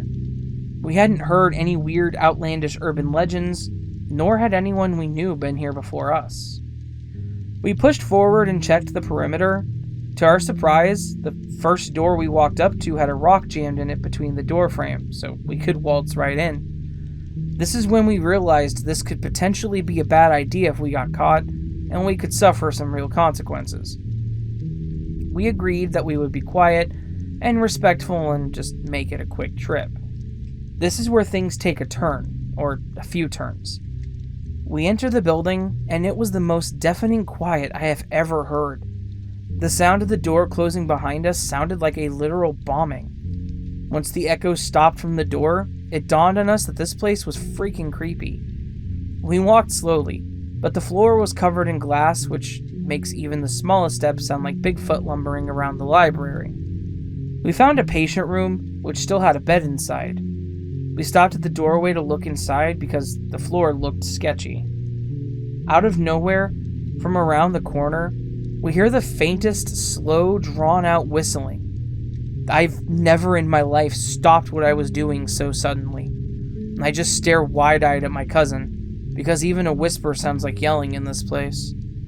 We both have our feet planted on the ground, because if we moved those two, we would make ourselves known. At this point, we both assumed that there could potentially be a squatter or guard of some sort.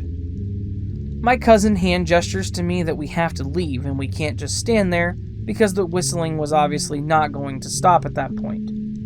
We turn towards the opposite sides of the corner that the whistling is at and are tiptoeing out to a perfect science. Then, the whistling stops. We freeze. Then we hear the glass crunching from around the corner and we start running. Once we get to the door we came from, we realize that we didn't put a rock in the door frame when we came in, and the door is completely stuck. As we're trying to get the door open, the glass crunching is now also running. We hear the glass crunching until it sounds like it's dangerously close. I'm completely horrified. We turned around to try another door, and the noise of the glass is literally right in front of us, yet no one is there. No one. We book it to a door that says pharmacy and peel open the door. The pharmacy is completely empty except a single, perfectly placed and aligned landline phone plugged into the wall. The phone is off the hook and making a dial tone. The whole thing was perfectly lined up and centered with the whole room. I've never seen anything like it. The dial tone was so loud in such an empty place. There wasn't power throughout the entire hospital, so how was it working? At this point, I was in shock. We left and we never went back. I had heard of some other kids going there at night. They told me that they heard whistling and thought someone was lurking in the shadow the whole time. It's a really freaky world out there.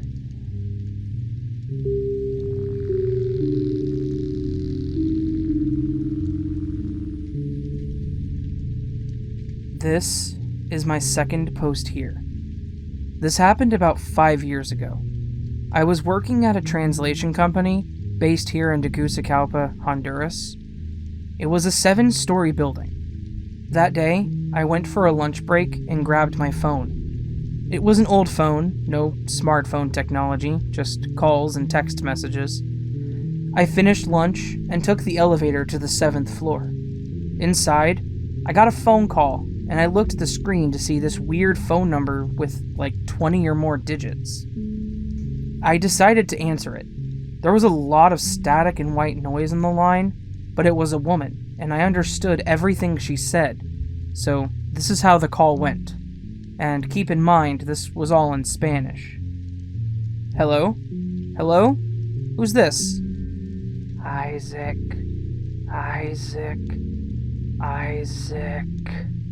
Which is my name. Yes? Who's calling? Isaac. The angel is going to die. Who? Who's going to die? Isaac. The angel. She's going to die.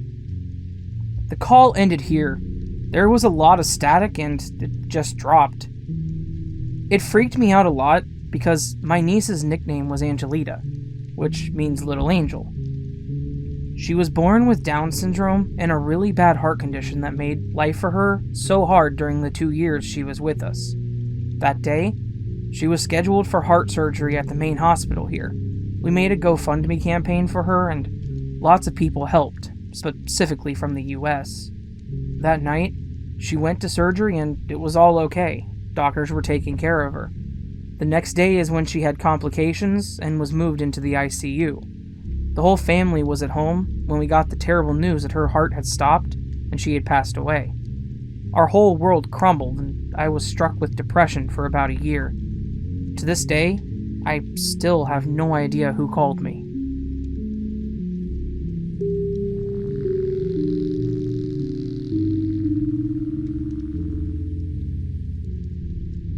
A few years ago, I decided to stay up a little later than usual and watch YouTube. My mom was in her bedroom sleeping, while I was focused on a video. I saw my mom walk into the bathroom. I didn't think anything of it until I realized there was no light on in there. "Hey, Mom, what are you doing?" Then, I heard her voice from her room. I was sleeping. My heart immediately started racing. If my mother was still in her room, then who walked in the... I looked into the bathroom. No one. No sign of anyone ever going in there. The next day, while my mom was at work, I heard a really loud thump come from the other room. I went to investigate and saw a bottle of shampoo thrown into the hallway.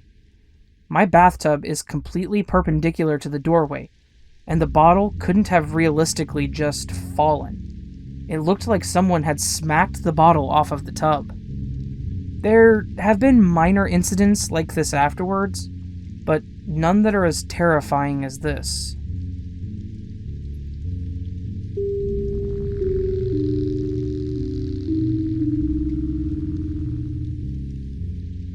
Since being in quarantine was getting so boring, while talking to my cousins, I remembered a childhood incident, and another one back in 2016, and I thought I should share it here, as I still have no answers for them.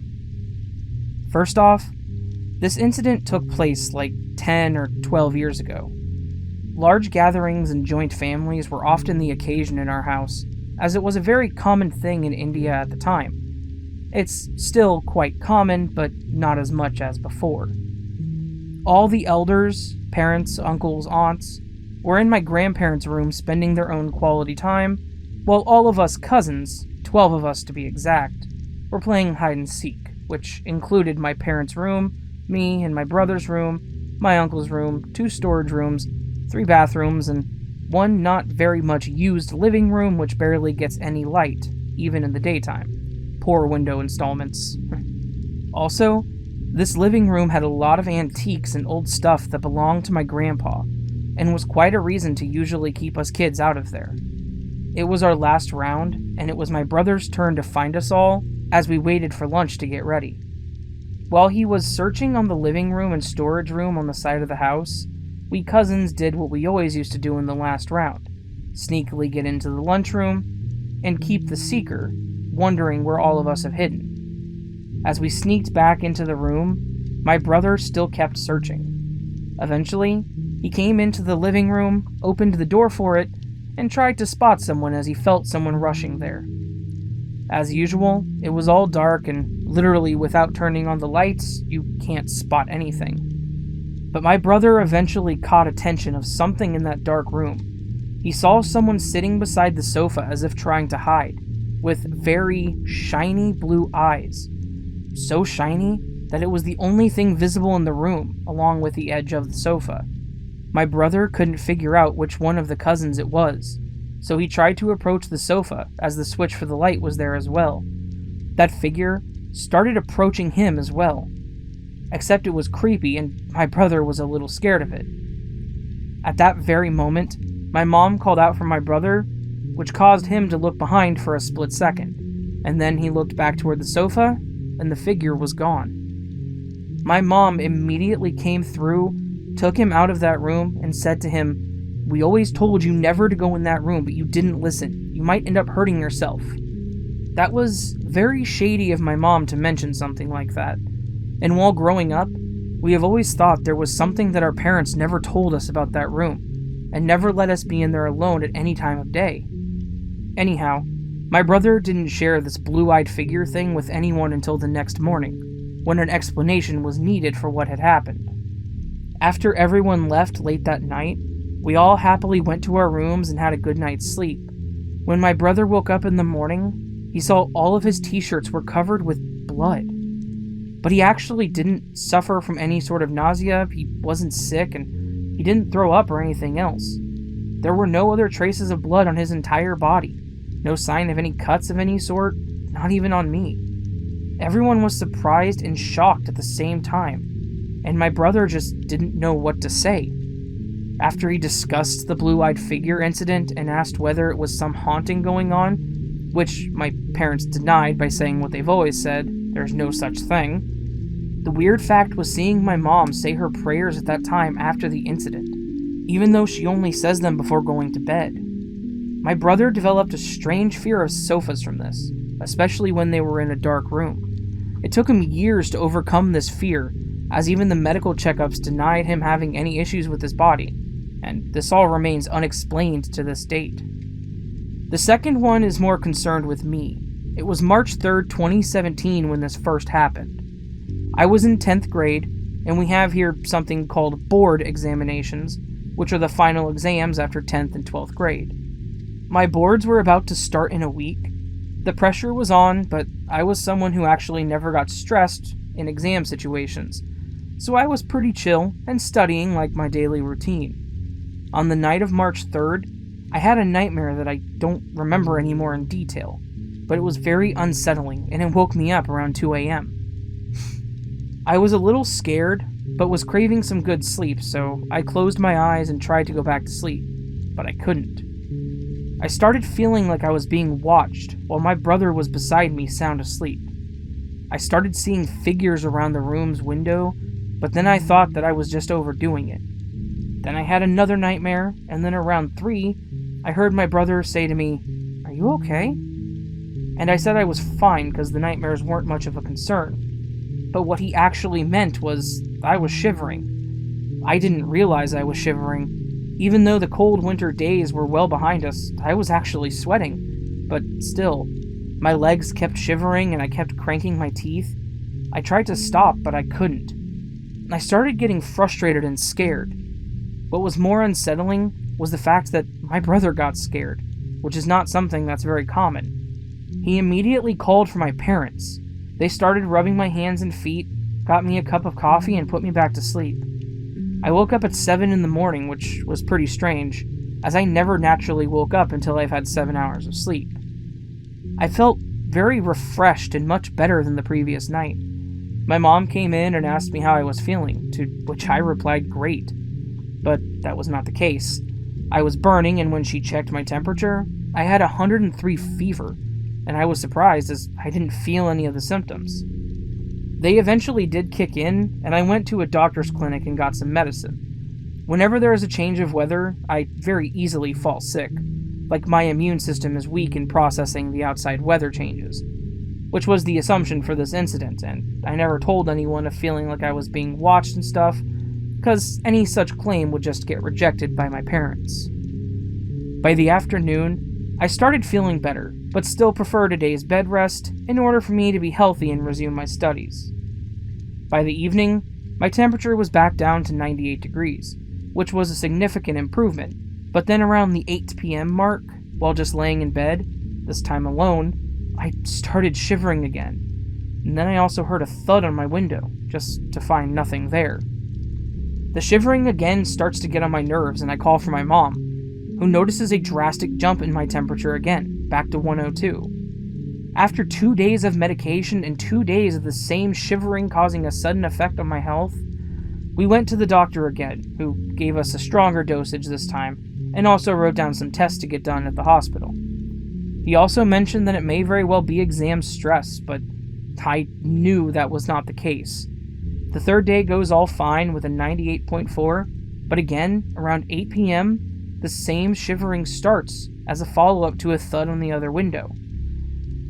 The same thing keeps happening for the next 4 days, around a week in total, where the shivering starts whenever I'm alone, around the 8 to 9 p.m. mark, and is initiated by a strange sound or sighting around me, like the thuds on the window and the ceiling, my closet opening up on its own, and my room's curtains moving on their own. More tests were consulted and more medication given. 15 different tests, all tested negative. No flu, no viral infections, no infections at all. After the 8-day mark, the strange happenings and shivering stopped after a long session of religious prayer earlier in that day. Of course, by none other than my mom, who didn't believe or accept any paranormal things, but still wanted to affirm my safety.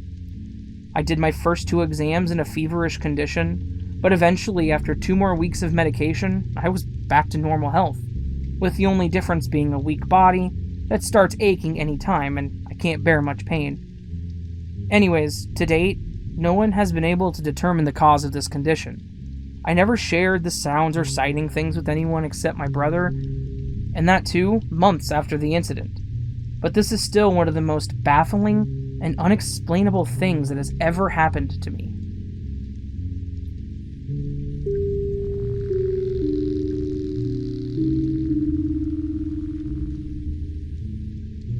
Hey y'all, so I want to start my story off with a bit of background information. I'm 22 years old. My dad is an essential worker who works around patients with COVID-19, and as a family we had decided that it would be best that he not return home for the time being, because my mom had gotten her hernia removed, which has made her immune system very weak, and so we didn't want to put her in any harm's way. My mom is bedridden, and she doesn't move around much. I had stayed up until around 3 a.m. rewatching Prison Break, and at this point, I'm very tired. This whole coronavirus quarantine thing got my schedule all types of messed up. So I decided it would be best if I sleep right away, so I can try to wake up a bit early tomorrow morning. I put my phone on charge, drink a bit of water, and lay down. I fell asleep instantly. I wake up, and I try to move my arms, but I'm not able to. I can sort of look around, but it doesn't feel like my eyes are moving. It's kind of like when you see something through your peripheral vision. Then I see the black figure to my left, which I've come to befriend from my 2 or 3 times seeing him and having sleep paralysis. I then close my eyes and exert all the energy I can into moving, and I wake up, sweating bullets.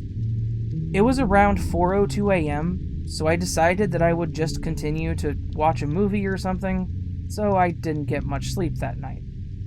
Fast forward to Wednesday night, my mom and I decided to watch an old Indian movie, so I went to lay down on my dad's side of the bed and we started to watch the movie.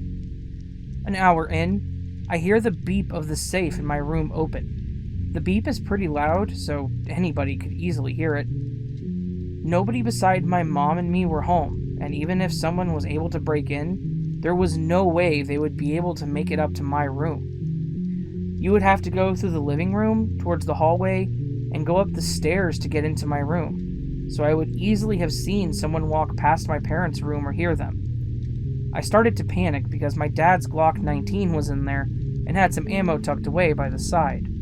It was an old-fashioned lock, so it wasn't hackable or anything like that. The only people that knew the code were my dad, my mom, and myself. Seconds later, we hear something drop to the floor. I run to close the room's door and open up the lock that was in my parents' room, which had a couple of guns inside.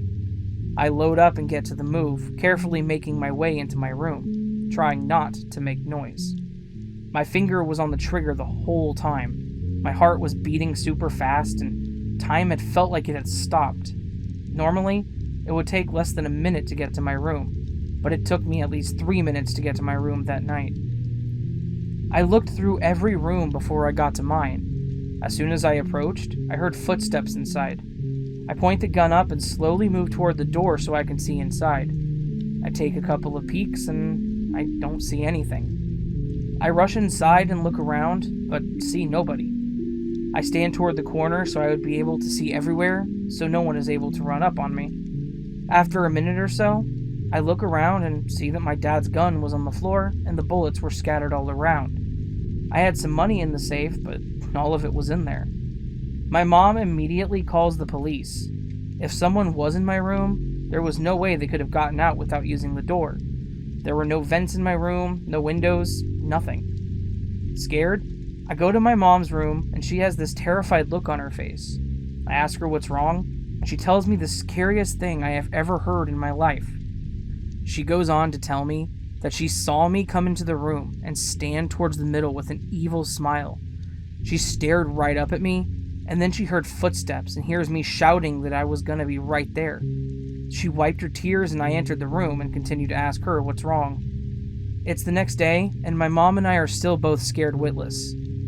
My mom and I had told the police everything when they arrived. They looked around and told us there were no signs of any break-ins of any sort. The lock in my room was a bit wonky, though. It refused to close after that. We decided to call my uncle and his son to come live with us because we were scared. They only lived 2 houses down, so it really wasn't much of a hassle. Could someone please explain to me what this was? Was it a demon or something that just really came to screw with us? We're really desperate for answers. Neither of us got any sleep last night. We're hoping that the thing comes back so we can try to get it on video. Any suggestions for where we can get help?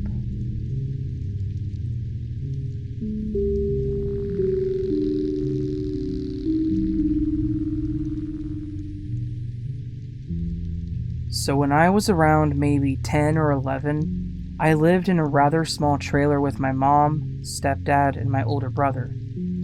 My stepdad had a dog that he had tied up outside. The dog's name was Rocky. One night I was struggling to get to sleep. I could hear a very persistent tapping on my window. I figured it was just Rocky when I realized that my bedroom was out of reach for him. Shortly after realizing that, I heard him barking farther away than where I was hearing the tapping that continued as he barked at it.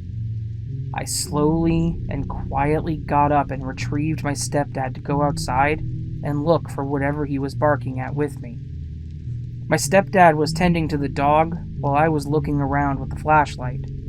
I had pointed it at our pool and saw an unusual figure standing on all fours with a very odd textured skin and eyes that looked like black holes looking back at me. Its head was one of the roundest heads I'd ever seen. I shared a good 10 seconds with whatever this was, just looking back at each other. I turned to get my stepdad's attention, but he wouldn't look. He was too invested in getting the dog to be quiet. When I looked back, it took off in another direction on all fours. I told my stepdad what I saw, but he didn't believe me. He told me to go to bed and stop telling lies.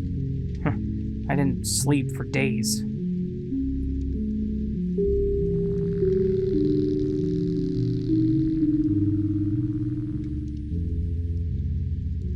What follows is true. As a child, I lived for a time in a 100-year-old house in northwestern Virginia that was surrounded by Civil War battlefields.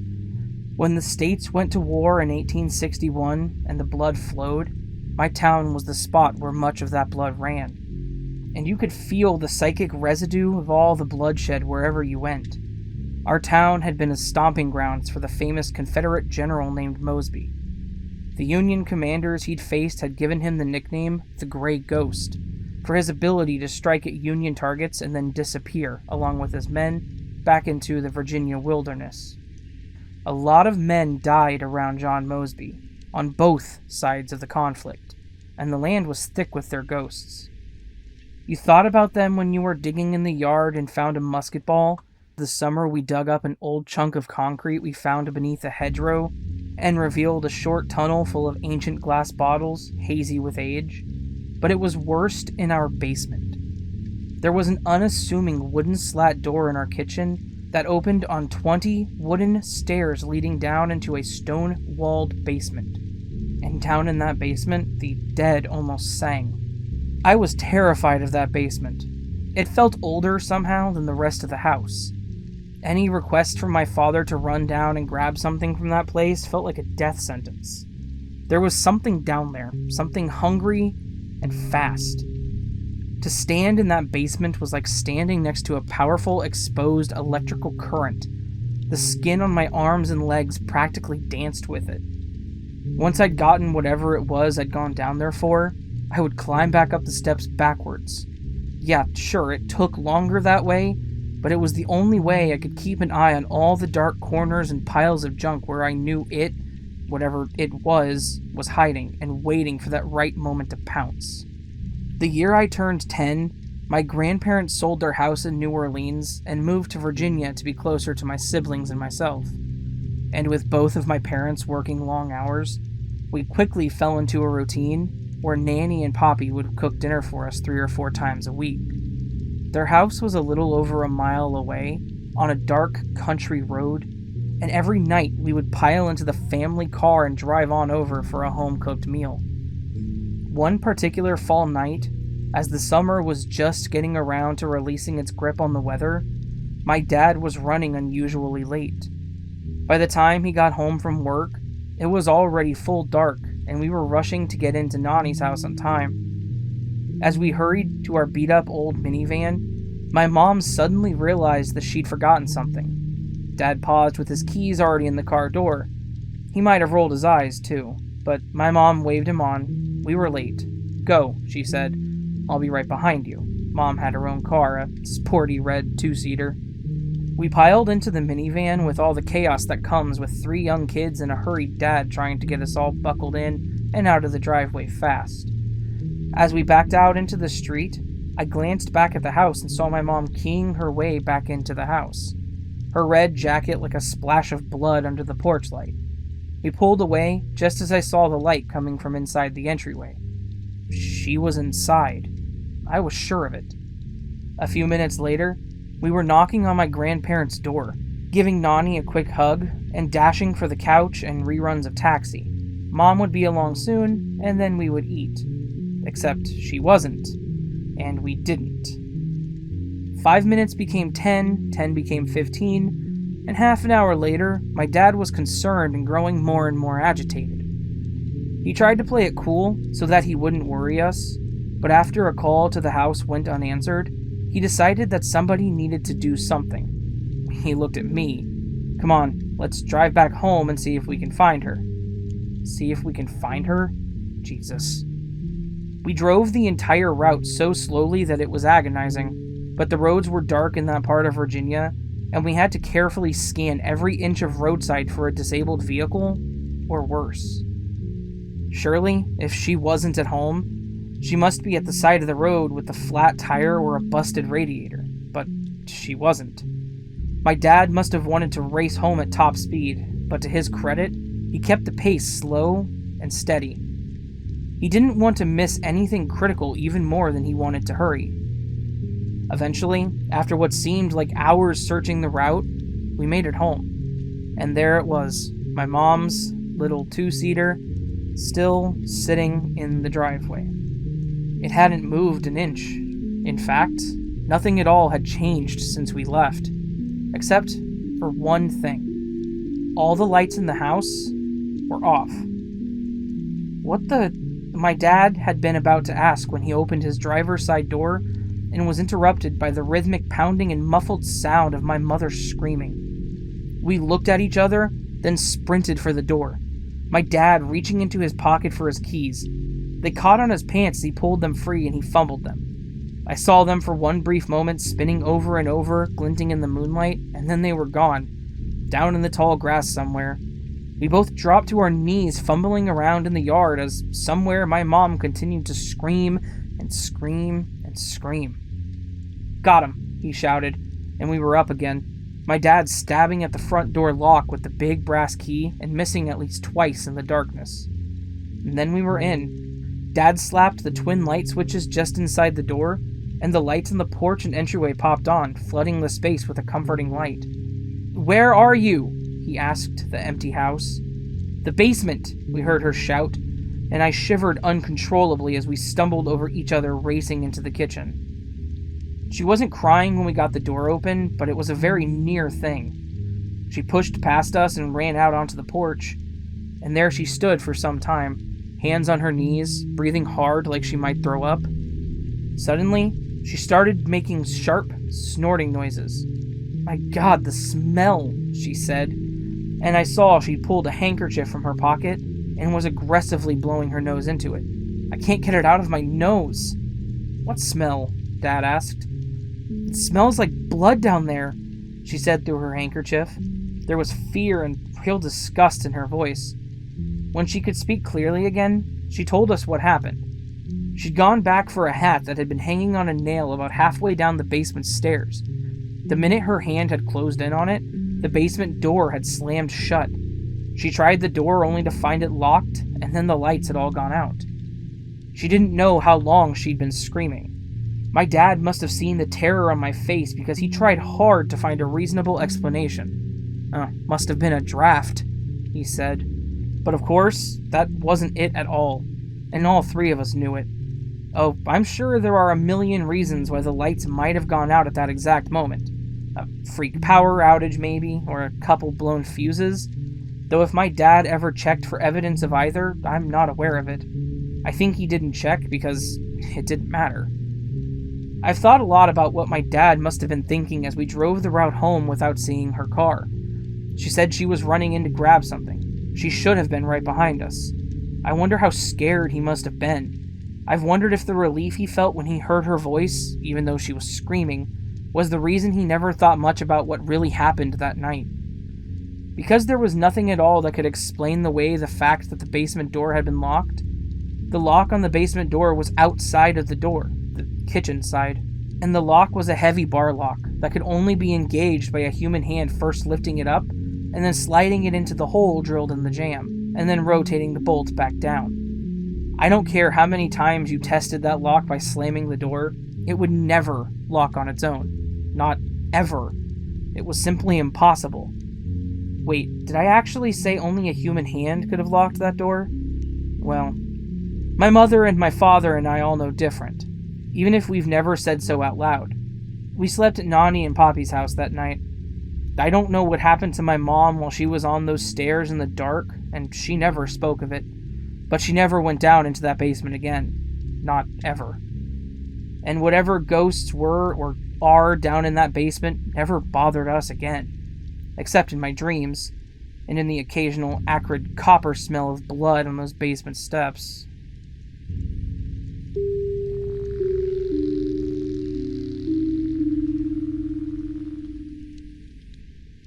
So I decided, after perusing this wonderful little place, to share the occasions of hauntings and history of my childhood home. I guess I can start with what I've seen, smelled, heard. I'll rank them, not in chronological order, but in the order which comes to mind first. I noticed growing up that while in my early adolescence to late childhood to early prepubescent stage, there was more than often a smell of rotting meat and sulfur that would linger around the house. I always reported and complained to my mom and dad that I would experience these things around my house. Now, our home was very clean. My mother and grandmother, who alive at the time, were always busy scrubbing kitchen countertops, floors with that fabuloso-smelling detergent and cleaning supply.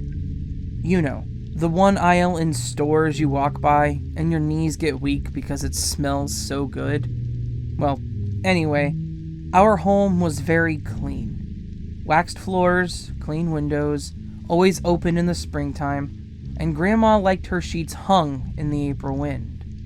I'll point out early that our home was always tested and run up to code for radon, carbon monoxide, CO2 exposure, and ultra-frequency emissions. And all things would come back negative, and we were always given a clean bill of health. All the time. Which, looking back, baffled anyone and everyone that questioned it.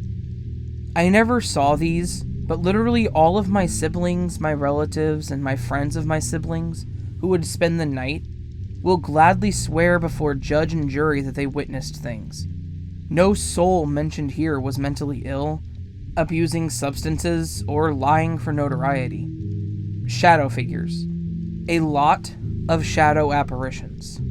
And plenty of visible full-bodied apparitions. They carried with them the ability to manipulate the area around them. Some were identified as male, and rarely female.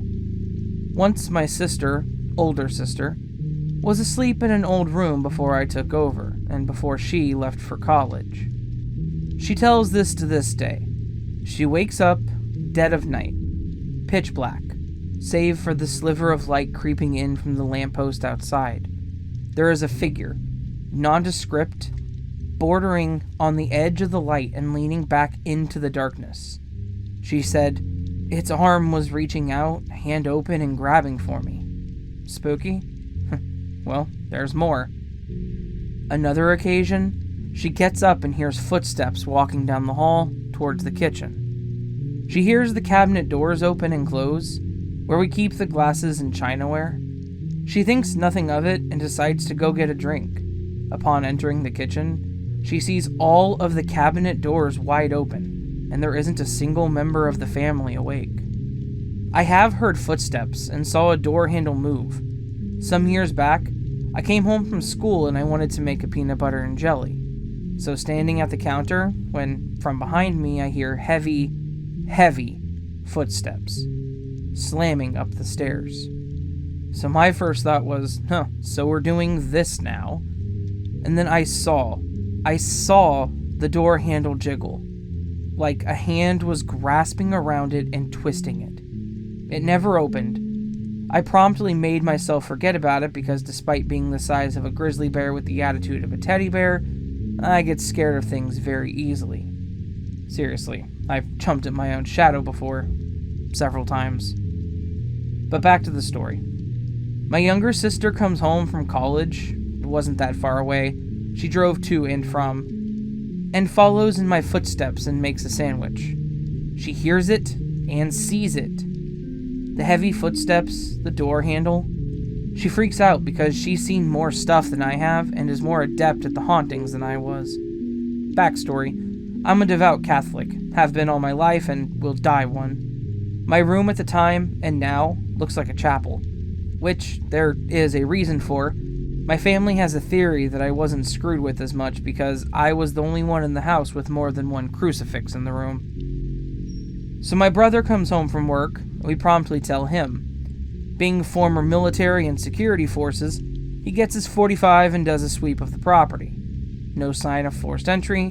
Basement is empty and undefiled by supposed occupying creeps. Hopefully, this small novel hasn't lost you, but wait, there's more. My brother has seen things levitate several times. Of course I call BS, who wouldn't? 9 out of 10 times, there's always a logical explanation for things to occur. Hell, even exorcists are ardent skeptics. Anyways, he has seen his shoe fly across the room. He woke up one night to find his pillow standing stock still. Seriously standing straight up. He's seen shadow apparitions, and has heard his name whispered and called, as have I. It's horrifying when it happens to you. And there's more from him. I'll have to ask and write it down if anyone wants. I witnessed with my own 2 eyes the door to my parents' room swing open and close by itself. Windows closed, no draft, no string. I saw it, and it still scares me. I've heard the multitude of whispers in my own home. Seriously, it sounded as if a whole party of people just decided to whisper, rock, and have it out. My house, well, my whole family, is old school Catholic. And when I say old school, I mean this. The modern world lost touch with the idea of the demonic long ago. The world has misinterpreted the signs. The demonic have actually increased, prompting the Vatican to release the Roman ritual of solemn exorcism to Protestant denominations. Think about what I just said. There are certain denominations who don't even have the belief in the diabolic or the rite of exorcism. Old school Catholics have the firm teachings of exorcist light, meaning that all Catholics before Vatican II were basically little non-ordained exorcists running around. If you're curious, look up Catholic Deliverance Ministry. They're the grandchildren of the old way. So I spoke of this just to bring this point home. My sister, older, whom I love dearly, I would do anything for her in a heartbeat. She's my best friend, but she's an absolute window licker when it comes to this story. She and her window-licking friends used a Ouija board in the basement. Send in the priests. That house has been blessed a total of 5 times. And don't get me wrong, It's always peaceful for long durations, until the activity just reappears like a bad penny. Here I am, here to haunt you. I want to make this perfectly clear. In no way am I falsifying information or creating this for the purpose to have notoriety. This all happened in our lives, and the lives of relatives and my siblings' friends have changed because of it. I do not believe in lying for the sake of fame or popularity. I have seen many others do this sort of thing, and come to find they've lied or completely made things up. So with that out of the way, let's get into this. Preface: I use language that can be devotional, which means passionate or emotional, because I view this part of my life deeply traumatic. Further backstory. I'm from Missouri, born and raised, still live within the good old show-me state, as many people don't know who are historians or haven't lived past the age of 50, like my relatives, have explained to myself in the ripe old age of 21. Many suburbs and neighborhoods in Missouri were, at one point, heavy farmland and deciduous forests. Before MoDOT and the encroaching federal and local state government zoning commissions decided to carve through the karst topography and woodland to lay down I-270, 95, and I-60, which are major interstate systems here in Missouri. This was old country, with old and antiquated ways of living. My mom's father, who I'll name Grandpa J for the sake of privacy, had chosen the plot of land where my old home was to be built. This was, I believe, if memory serves me correctly, 1940 or 1950, somewhere in that time frame. Well, it seems that in the childhoods of my relatives, that activity started almost immediately. I'll start with the one that still boggles me today, and I really wish I knew more about it. When the suburbs were built and life moved in, neighbors communed with each other and kids rode bikes in the streets until the lampposts turned on at dusk, was when disturbing reports of extraordinary activity were reported. In the front yard. Yeah, you heard that right. In the front yard. Well, the neighbors would complain to my Grandma Mary about the strange sights in the lawn outside the home. Strange apparitions, full-bodied and smoky, were seen strolling around like they paid the bills, like they worked on the railroad for a living like my grandpa did. Seriously.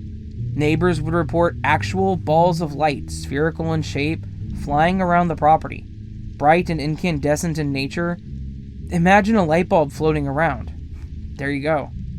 We've also seen our fair share of UFO sightings right above this house. This was long ago. I was about 8 or 10, somewhere around there. Sorry, my spatial reasoning for age never really worked right. Anyway, it was my Aunt C's birthday, and my ma had decided to throw her a little shindig. They bought those awesome helium balloons you could tie an action figure to and let fly away into the stratosphere. Anyone else do that? No? Come on, don't let me be the weird one here. Anyway, I remember begging to take just one of the balloons and let it free into the upper ionosphere, and hopefully the ISS would see it. Well, we know they pop when they get too high and they just float back down. I'm getting way off track here. Anyway, I run outside barefoot, because in Missouri, middle-class families did not and still don't believe in shoes.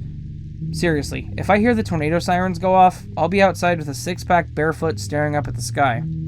So I run outside with my little helium-filled balloon, and I let it go. Now, as a little boy, I'm looking up and laughing at the fact that balloons just float. Well, I see a strange movement above my neighbor's tree. I'll describe it as best I can. It had the general shape of a large triangle and was almost clear. I saw almost because it had a form of transparency to it.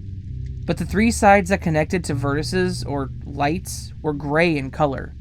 It looked like it had a cloaking device on the bottom, if that makes any sense. There were 3 lights as I described that were brighter than the craft itself. I know it wasn't a B-2 stealth bomber because the shape was perfectly triangular. Like, perfect. So what do? I run on inside and start doing the Courage the Cowardly Dog gibberish. Eventually my mom and aunt are standing outside looking at this thing. I'll remember that for as long as I am able to. I still have dreams about it sometimes. Which, coincidentally, there was an old home video of my dad capturing some sort of Phoenix Light scenario over the house. I wish I was making this up, trust me. I wish I had all those years of looking over shoulder and feeling watched redone. I'd give anything to be able to sleep without the covers over my head for once. I'd still peek around corners and refuse to be in dark rooms for more than a minute. On to my relatives' childhood and parents. So I gave a little backstory on the house. When my mom and uncles and aunts were children, they would report nearly the same experiences, just without the demonic activity. Such as my mom. When she was a little girl, they all shared bunk beds. She tells this story the same way after all these years. She wakes up in the middle of the night feeling a presence. She turns over and opens her eyes. At the foot of the bed are an older man and an older woman dressed in antique clothing. Full-bodied, eyes wide, staring at her. Now, of course, these folks are not alive. My mom lets out this almighty cry, and she said they dissolved into a fine mist, just poof, like they were never there. As this is a multi-part story, I'll of course have new information throughout. My memory blocks a lot of this stuff out, but whatever you want to know, I'll write down. And then my grandpa. You see, Grandpa, Christ rest his soul, before he passed worked on the railroad as a switchman, and before that was a paratrooper in World War II for the 82nd Airborne Division. A job that required superior agility and timing, and as a result, took a lot of energy from him. My grandpa was a tall scrapper of a man who loved nothing more than to come home with bloody scraped knuckles and tired eyes. This experience is told from my mother's point of view. My ma tells it the same way still. They're sitting on the living room couch. She's pregnant with my sister. We had a linen closet in the hallway. Back then the doors were foldable and they were made out of cold rolled steel, really heavy and guided on a track system. It was open and ready to be used for receiving the linens. I tell you that it's steel because my mom says to this day, with speed unmatched, the steel enamel-colored door folded and slammed shut. Cue my grandpa, whose bedroom was located 4 feet from his door. Grandpa and Grandma's door slams open. An angry-looking Grandpa Jay strolls out, bedraggled. Who in the hell slammed the door? Now, Grandpa Jay didn't believe in anything extraordinary or supernatural of the sort. He pauses, and my mom said he looked at her and said, "Why is it so cold in here?" Make of that what you will. But no draft or wind could have moved those doors with the force required. It takes a hand or muscle movement to actually close the door. Now, my Uncle Jay. He experienced a lot of activity from what my mom has spoken of. The theory running around is that he was traumatized from it and refused to believe or speak of what had happened to him. I really wish he would open up. I mean, he was in the Navy, sailed on a destroyer around the Pacific, sailed through a typhoon, and still regales me about how awesome it was. And my Aunt C. I'll get to her in the third part, don't worry, I'm seeing this through. The year was 2000, my Grandpa K, my mom's father-in-law, and my dad's dad was, before his passing, Christ rest his soul, a machinist and a police officer by trade. The house had a carport instead of the garages you see mainly in suburbs or local areas. It was held up by 2 large support beams made of sturdy wood and concrete. Well, the roof was sagging over the carport, and Grandpa K jacked up the support beams to fix the roof. Now, to fix the support beams, you have to tear out a portion of the driveway. We had black asphalt driveway that looks like hell, so he rips up part of the asphalt and goes completely still and silent. He had uncovered a pine box. A child's pine box. In other words, a child's casket. He made my mom swear that they would never rip the driveway or replace it, because if the EPA found out about said incident, they would tear the property in half looking for it and refuse to cover the damages. The child has been seen and heard by many who will be covered in part 3. One last experience before I have to get started on my day. In 1990, my mom tells it as it is for the last 10 years that I can remember. My Aunt M came over to visit, and she brought her newborn twin daughters, C and L, over so they can play, or whatnot. They decided to set up the playpen in one of the spare bedrooms in the back of the house. Now back in the day, baby bottles used to be made of silicate glass or some other compound, with the formula already pre-made. So my mom and Aunt M are chilling and talking in the kitchen. There is nothing to indicate anything had happened or sound to indicate any event had occurred. Something, a force, kept nudging my mom's shoulder. An actual force or presence was touching her. All she knows, something was telling her instinctively to check on the babies. so my mom gives in and goes down the hall. She says she cannot remember what drove her to check on them, but she walks in and the twins are covered in blood. Apparently, during playtime, they broke the glass bottle and the glass shards had cut them. My mom and aunt freaked out, and they go SEAL Team 6 and take the babies. Come to find out, they only had nicks and cuts, but my mom swears to this day, she thought they were murdered. This is how much blood there was. As stated, this is a multi-part story. I have so much more to relay to the world about my experiences at that house, and because of it, to this day, I still look over my shoulder every now and then. Part 3 will be up shortly, and I hope you guys enjoy the moments that traumatized a literal generation. May 2nd, 2020, Part 3, Welcome Year Zero. So, some folks wanted to hear the third and final addition to the saga of my childhood home's haunting and paranormal experiences. I'm so sorry for the long wait. I had some work to see to, and now I can finally dole this out with respect. As stated earlier throughout the saga, this is not a work of fiction. The events described happened throughout an over 50-year period, of which I wasn't alive for most of it. Only been alive for 21 years. Lived there for 18. So I will repeat this. This is absolutely not a work of fiction. It would be insulting to our family and a generation of folks who lived and experienced these activities to call them fake, debunked, or fictitious. 3 of my siblings, and myself included, have suffered from various disorders and trauma due to the levels of fright, effects of negative entities, and harmful experiences throughout our tenure at this previous location. The title, interestingly enough, refers to Year Zero, when Anton LaVey established the Church of Satan's official year, I believe, in 1965, to mock and conflict with Christendom's after death, referring to the mystical resurrection in 33 AD. I use this not as a comedic placeholder, but as a footnote to expound on this. This part deals with the demonic. I will relay experiences I have personally fought with and others have suffered for. A warning before I write this, to recall these experiences brings me great discomfort and anxiety. I don't like to talk about it or write about it.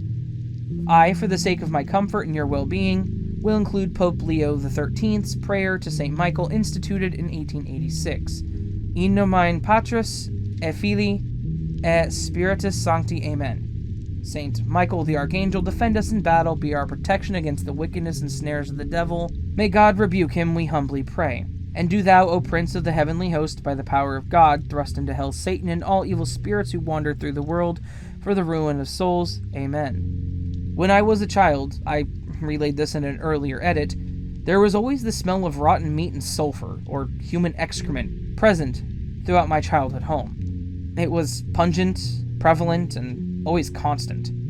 This is a telltale sign, if scientific factors are excluded, a sign of the diabolic. It would always seem to waft around the house, even if the windows were open and the attic fan turned on. I could certainly never explain it, and it scared my mom to death because she knew what I tell you now.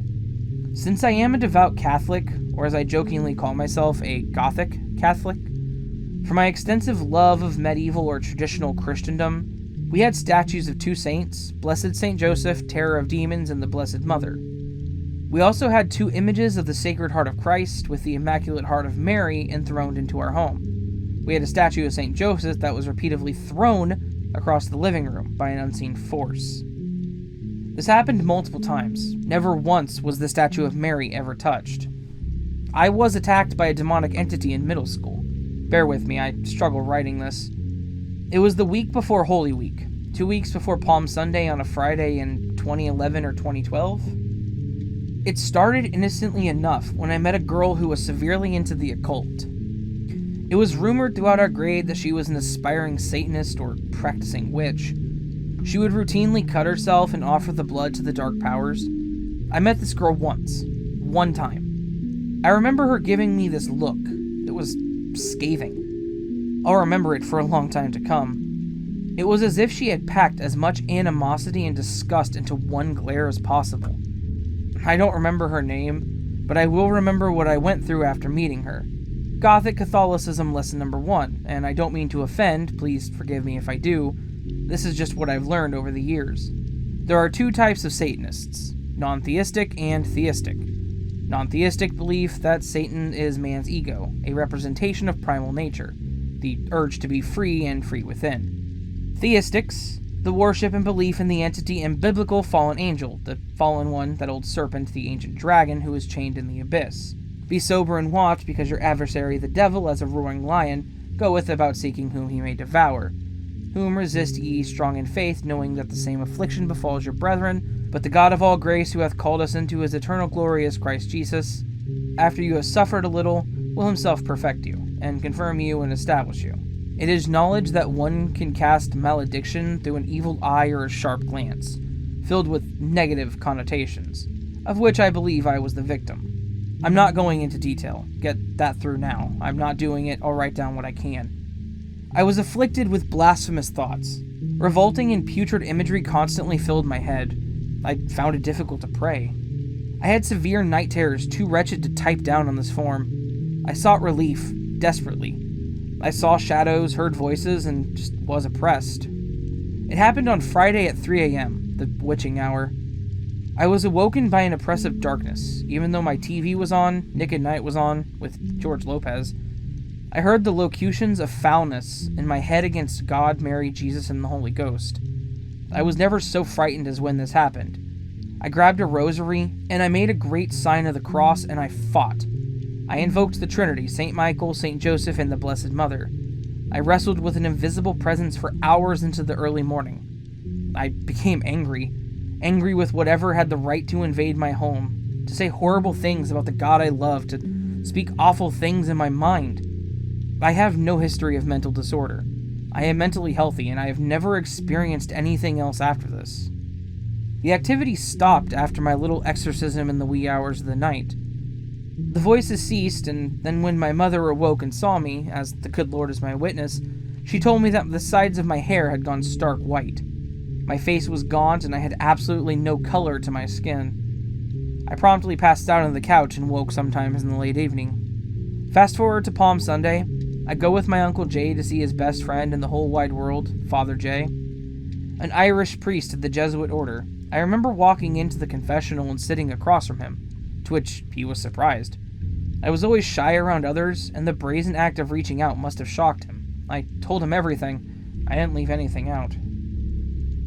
He explained what I explained to you about Gothic Catholicism, and what I then fell in love with: spiritual warfare. He absolves me of my sins and blesses me right then and there. I leave the confessional elated and filled with hope. During the Mass, when we lifted our palm branches into the air before the crucifix, I felt as if my legs were going to give out beneath me. I'm not ashamed to say this. I silently sobbed the whole time during Mass, trembling and sobbing out of pure peace and joy. The activity around me stopped to that day. The activity around me stopped that day.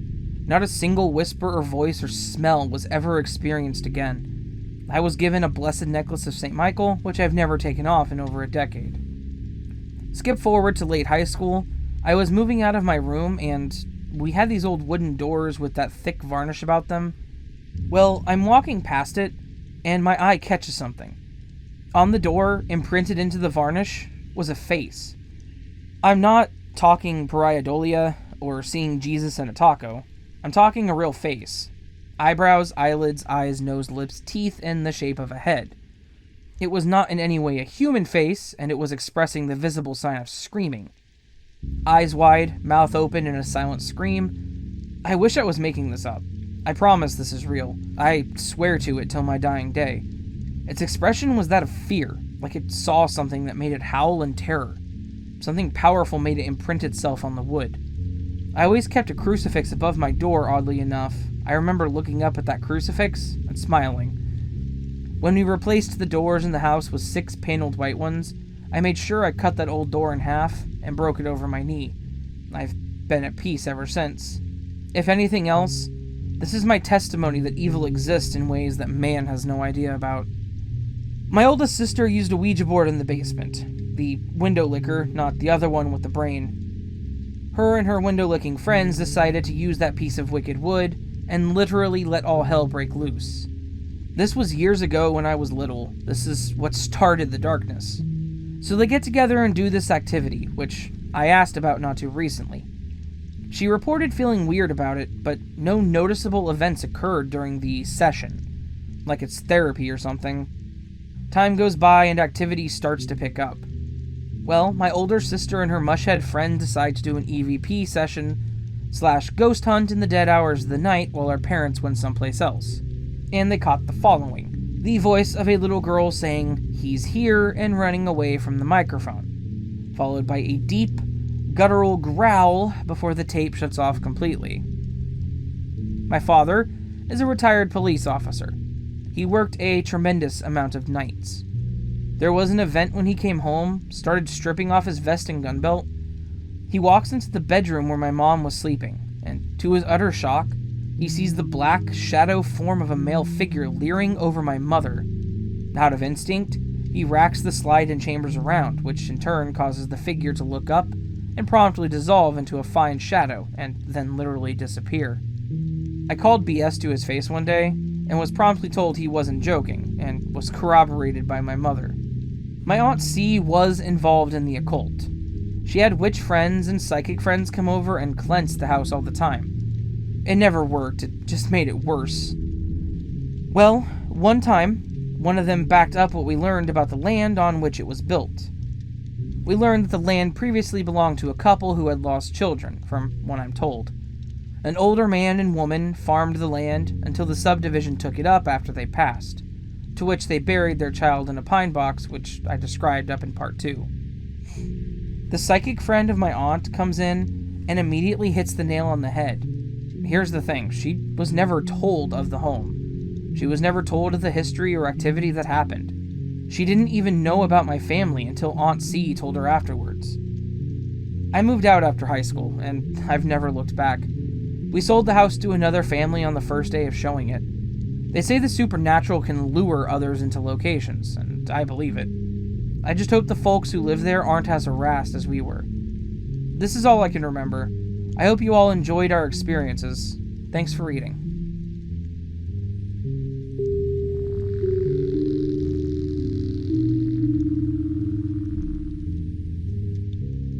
My brother-in-law's dad told me this story. In his home country, back in the 70s, as he was walking on the streets, he was robbed, jumped, and left for dead. He didn't remember what happened once he hit the floor, but he remembers waking up in a random home, being held by an older man. The man helping him out identified himself as a pastor or priest of some church. Anyways, he was very weak, and he was told to stay inside the home. It was big enough for him to walk around, but they wanted him to stay inside the room so that he would get better. He would black out at times and fall asleep. The second day, he felt much better, so he wakes up and starts exploring the home. He couldn't find the man, so he randomly kept walking around. He found a hallway, and at the end of the hallway, there was a curtain placed on the wall, so it seemed as if it was a dead end or a window. He didn't see any natural light coming from the top edge or bottom edge as one would see curtains with windows have. So, he opens the curtains, and he told me he found a dead guy that had been sliced open up. His blood was everywhere, and he was tied from his wrist and legs, stomach facing upward. The room was full of satanic and devil symbols. As soon as he saw that, he found the door and left running out of that place. He recalls that when he was blacking out throughout the day, he could hear voices speaking in an unknown language, kind of like what cult members do when they're praying to the devil in movies. He could have been next to whatever satanic cult that was.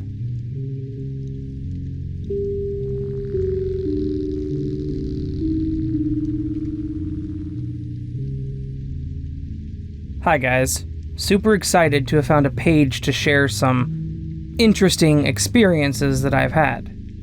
The stories I will share will be ones I've experienced with others and can be confirmed by said individuals.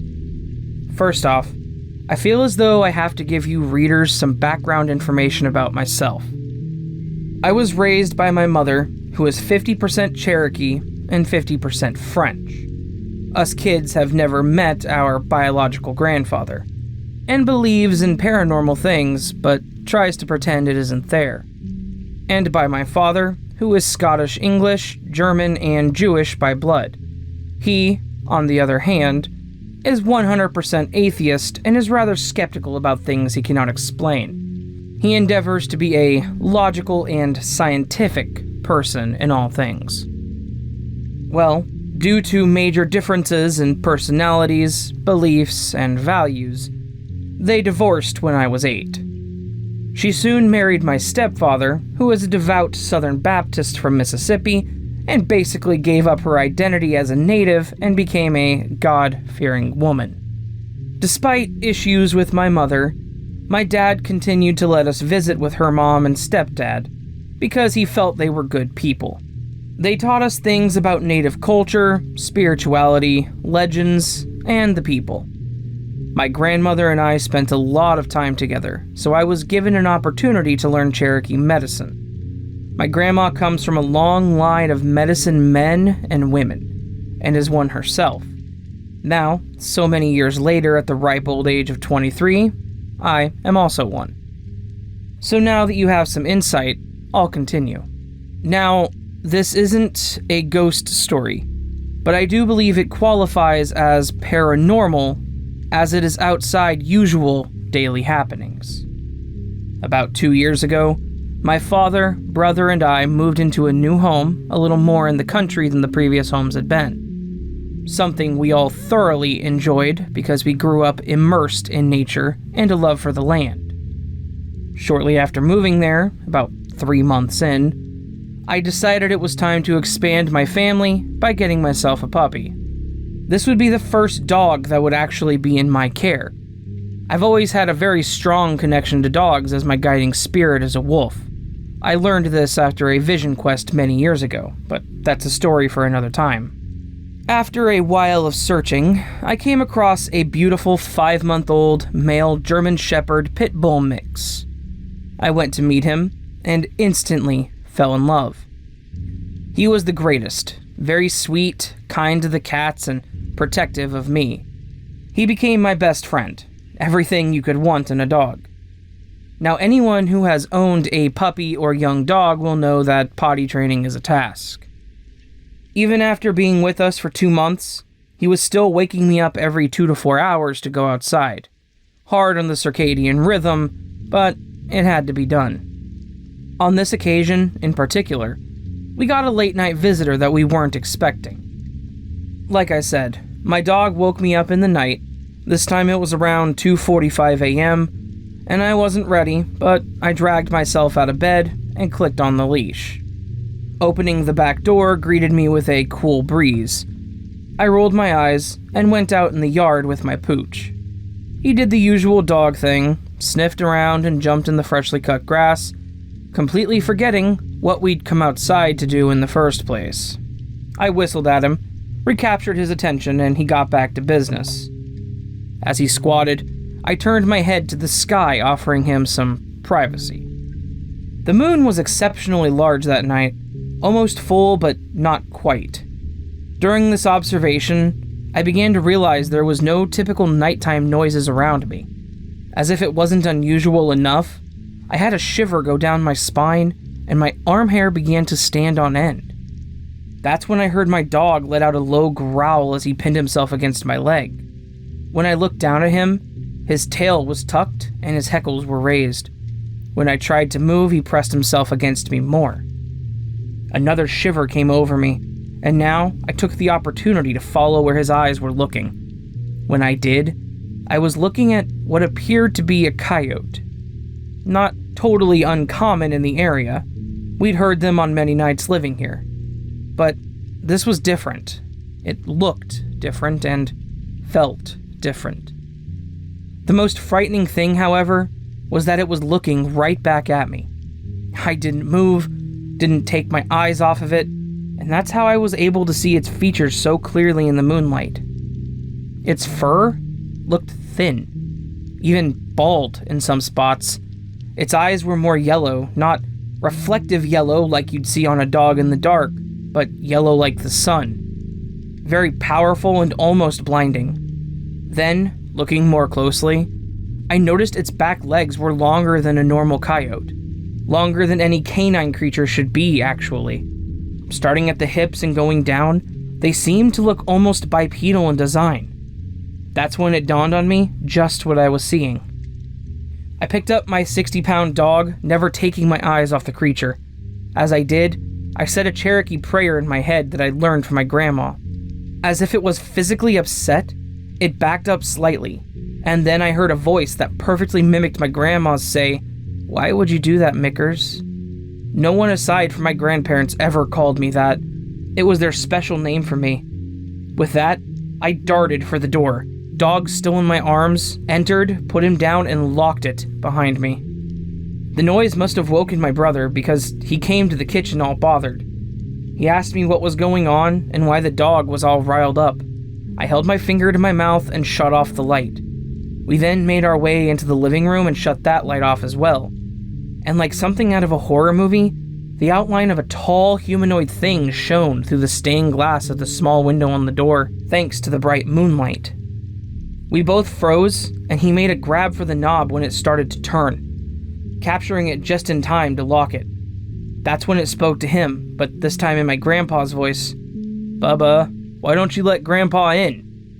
They live on a reservation in Cherokee, North Carolina.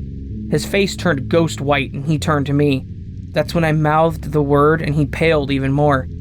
It began to tap on the glass and we both went into my room and ignored the knocking. The next night, around the same time, the tapping grew louder. We sat in the living room, praying to Yunalan Hui, the Cherokee sun goddess, also called the Great Spirit, that it would go away. The tapping turned into knocks, which turned into pounding the more we prayed. This must have woken my father, because he came downstairs in a huff. We told him about the night prior during the day, but he didn't believe us, and thought it was just one of my brother's friends being an asshole. So when he saw the silhouette in the window, he grew more angry and made a beeline for the door.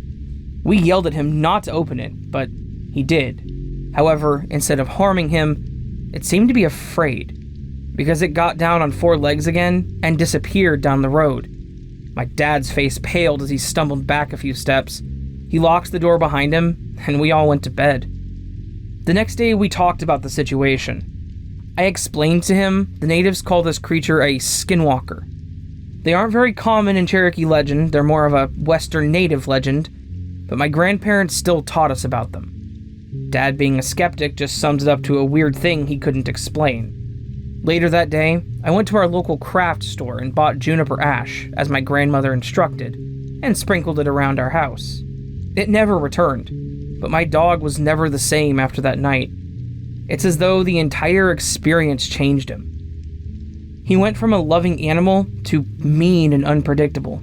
He started lashing out at anyone who wasn't female. We tried correcting it over the course of a year and a half, but nothing helped.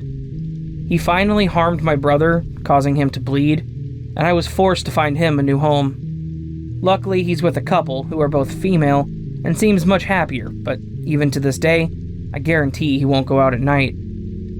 I didn't mention the name of the creature very many times because it's considered a bad omen in native culture to give these things energy. If anyone is nervous after reading this, please feel free to message me, and I will happily walk you through a prayer and ritual taught to me by my grandmother. I hope you enjoyed this, and pleasant dreams.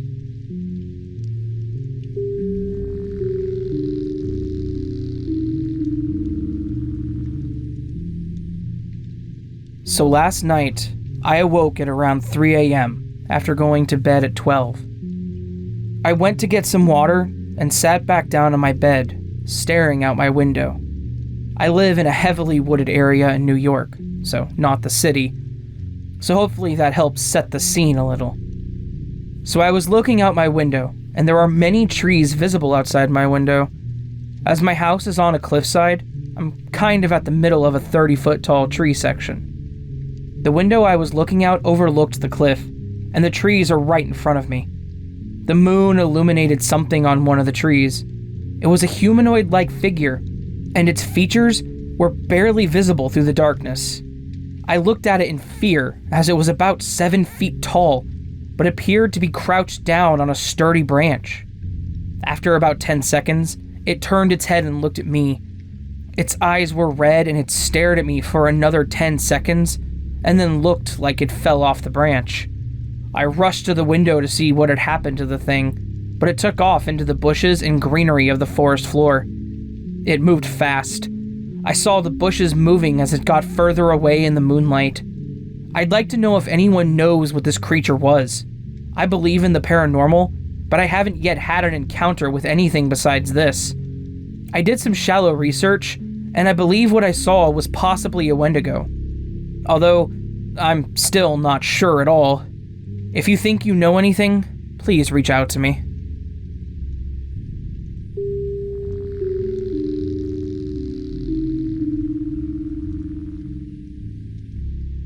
This isn't the first paranormal encounter I've had, but it is only the second time someone was with me when something strange and inexplicable happened.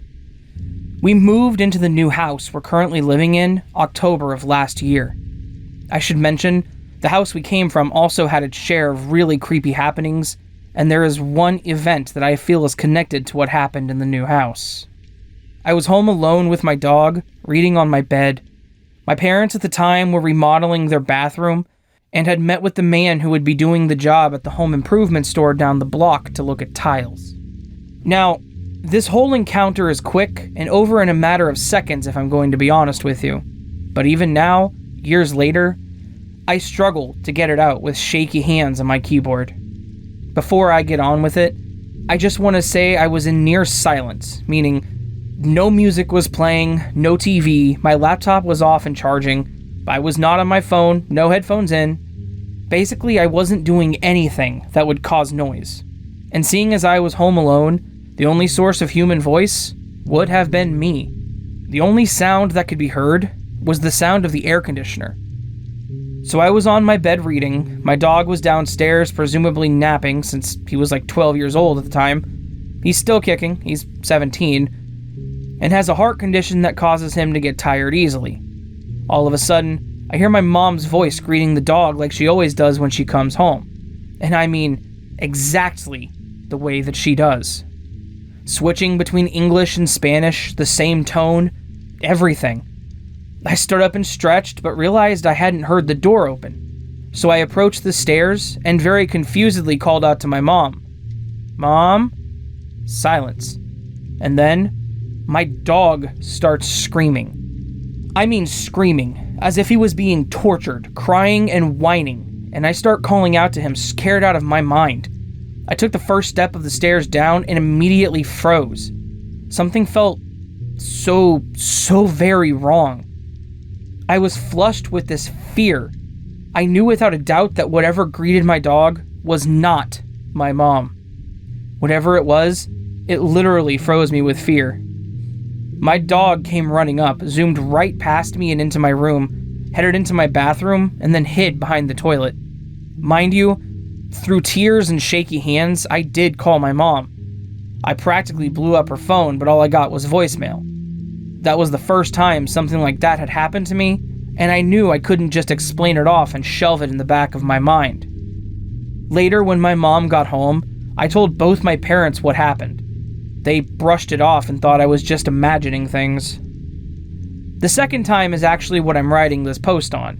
It happened in November of last year, but in between moving and settling in, finding a new job, my grandmother's declining health, and how scared my mom was, now has been the only time I've gotten to keep calm and tell the story of my second encounter, with what I now refer to as the Mimic. This new house we moved to was built literally a month before we moved in. The neighborhood is still under construction. My mom and I were sitting in the family room giving each other pedicures. My stepdad had gone out with my grandfather to run some errands.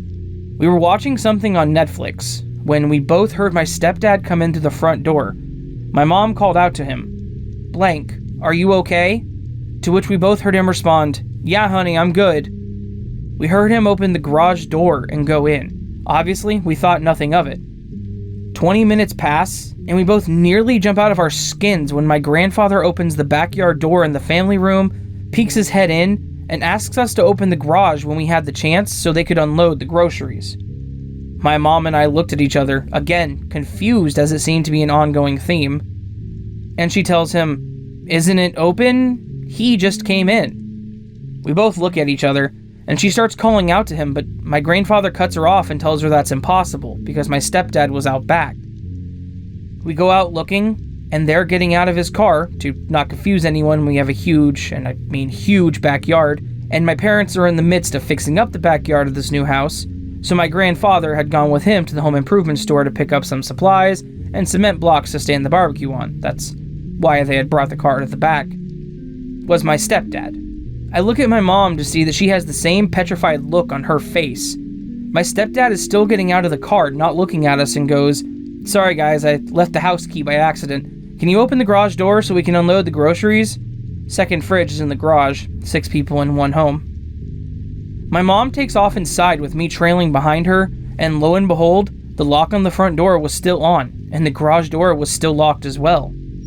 I can't even explain how terrifying that was for my mom and I. We don't speak of it. That day my parents fought for hours, my mom thinking it was my stepdad playing some kind of prank on her, but that clearly was not the case.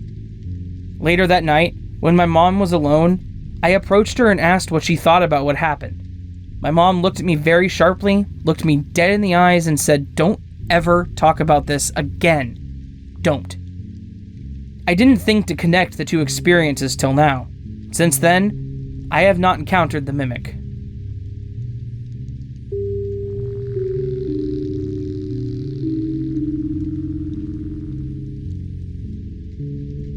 Quick note before I begin. I'm 100% Asian, so please forgive my English. So a 16-year-old female friend of mine passed away last week, Wednesday, due to some kind of medicinal error. I had a huge crush on her and was planning to confess and ask her out, but I never got the chance. On Wednesday, she was taken to the ICU because her condition was worsening, and at 8 p.m., she passed away. I didn't know about it until the next day when my friend told me at school. I was so devastated. I cried for God knows how long. Her funeral and cremation was to be on Friday, and all of my friends and I decided to go. On the day of the funeral, we all gathered at our classrooms to go there together. She also has a scent that I could easily recognize. Not creepy at all, right guys? And I get that scent in the classroom before we left. I thought I was imagining things, and I ignored it. At the funeral, we said goodbyes to her, gave her flowers and letters, and all those things you do at a funeral, including crying. I told her I love her, and that I will miss her, and left a bouquet of red roses on her chest. Although I said my goodbyes, I didn't want to let her go yet. When I got back home, I took a shower and I tried to relax, but I could only think about her and things I didn't say, and I would start crying. Therefore, I thought I would take my mind off it by playing some video games. So I started playing FIFA 19 on my PS4, and it was going well. However, at around 8 p.m., my cat was rummaging around upstairs, so I went to bring her down. After I successfully driven my cat away, I started making my way back downstairs. But as I got halfway down the stairs, I heard my deceased friend yelling, "Hey, Red!" As I still wanted to see her and talk to her, I quickly went around the house looking for where the voice came from.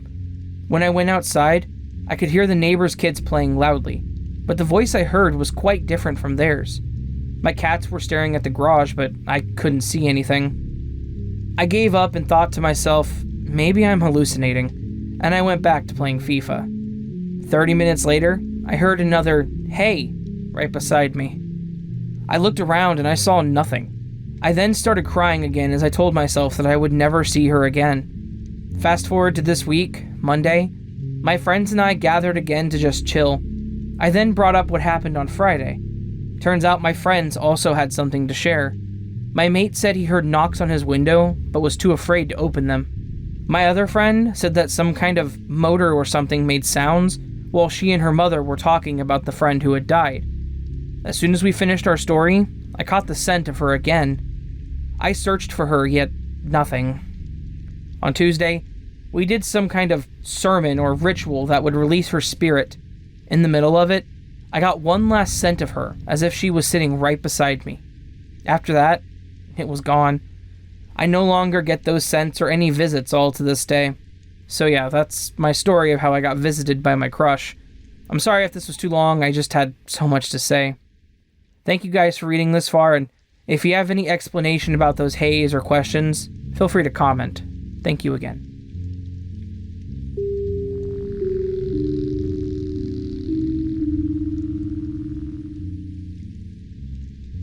This is my first time sharing any experiences online that happened to myself or anyone else. So I'm sorry if I drag in places or if the formatting is bad.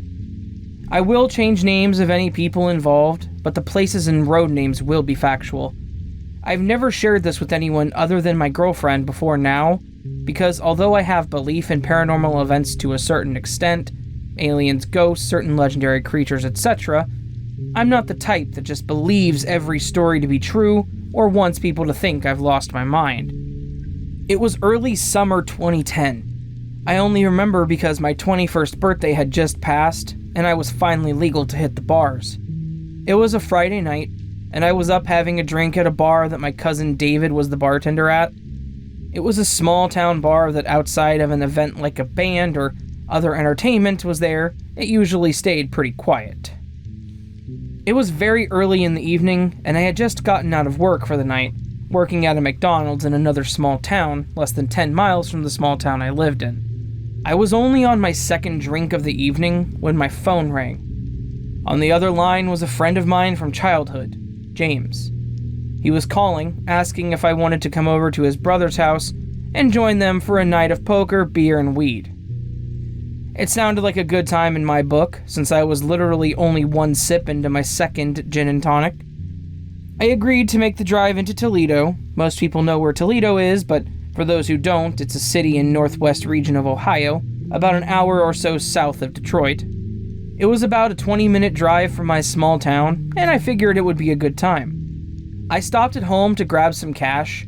I only ever took $10 to $20 with me to the bar to make sure if I ever got caught up having a good time drinking, I didn't screw up and have too much of a good time and ended up closing down the bar that evening. I left my house at 11:05 p.m. I remember that distinctly because I called James to tell him I was on my way as they were going to wait for me and start the poker game at 11:30.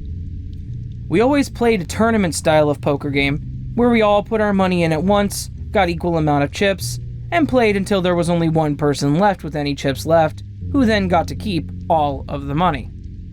I took my usual route over to his brother Eddie's house, as I have done so many times before. We had all gotten together a group of anywhere from 4 to 6 of us, and would play poker in Eddie's basement, at least twice a month, but usually more. I had just gotten to the corner of Oakdale Street and East Broadway. I was sitting at a red light in the area that's nothing but residential housing outside of the elementary school that sat at that exact corner. I'm sitting up, looking at the red light, waiting for it to change, which always seemed to take absolutely forever coming from this direction, when I noticed something in the sky that, from my vantage point, was partially hidden behind the red light. It was a very bright white light that seemed to be pointing straight down, almost like it was a helicopter using a spotlight to identify something, but much, much brighter at the point of origin. I heard absolutely nothing after rolling my windows down, and knew this could not possibly be a helicopter, or I'd absolutely be able to hear it. Wanting a better view, I pulled into the parking lot of an ice cream shop that sat directly across the road from the school I was nearby, and got out of my car to try and figure out what the hell this thing was. When I got out of the car, I stared up into the sky and immediately found it again. It couldn't have been a plane because it didn't have the right shape. It was more oval than anything. Most stories you hear like this say it's circular, but it was definitely an oval shape. I almost thought perhaps it was a blimp given the shape, but it seemed far too long to be a blimp, even by the measurements of some everyone knows about, like the Goodyear blimp. Plus, it had no decals or identifying markers, either silver or grayish. After what felt to me to be about 30 seconds or so of looking at this thing, my eyes started to burn. Not burn in the sense of an extreme burning or anything like that, but almost like that feeling when a bug flies into your eyes and causes them to water up. I closed my eyes and began to rub them. My eyes are closed at this point, so obviously all I see is black. After finally getting my eyes to stop bothering me, I try to look up again and find it, only for it to be gone. I looked all around but could not see it anymore. This is a very densely populated neighborhood with houses, trees, etc. able to obscure any views of things you look up into the sky to see. After a little less than a minute, I decide, oh well, time to go play poker. I get over to Eddie's house, which is about 4 blocks from where this had taken place, and knock on the basement door. A few moments go by and no one answers. I decide to go to the front door and knock. Figured maybe since I'm probably 5 to 10 minutes early, maybe they were still upstairs playing on the PlayStation. I knock on the door, but still no answer. I finally start knocking very loudly on the door, almost pounding. Eddie finally answers the door and says, "Man, why the hell are you knocking on my door this late?" I look at him honestly confused and said, "Well, your brother said to come over and come play cards with you guys." He stares at me for what felt like an eternity and finally responds, "Yeah, I know he did. He called you like 5 or 6 hours ago, man. It's 4:30 in the morning. How late did you think we'd be playing?" This scared me quite a bit, as from what I had remembered, at this moment it could not possibly be any later than 11:25 or 11:30 at most. I attempted to play it off and say, "Damn, man, I must have lost track of time. Can I use your bathroom before I head back home?" He agrees and tells me I should splash some water on my face, as I look like I'm either drunk or haven't slept in a week. I walk into the bathroom, and my eyes are absolutely bloodshot, and it almost looks like I have 2 black eyes. To this day, I have absolutely no idea what happened to me that night. I have no explanation for the lost hours worth of time, how I could not have possibly noticed that much time being passed, or how on earth something that felt like my eyes being irritated by a mosquito or something similar flying into my eyes. I don't want to pretend to know what it was and explain it, or even assume that whatever it was I saw that evening had anything to do with it, but it has creeped me out ever since.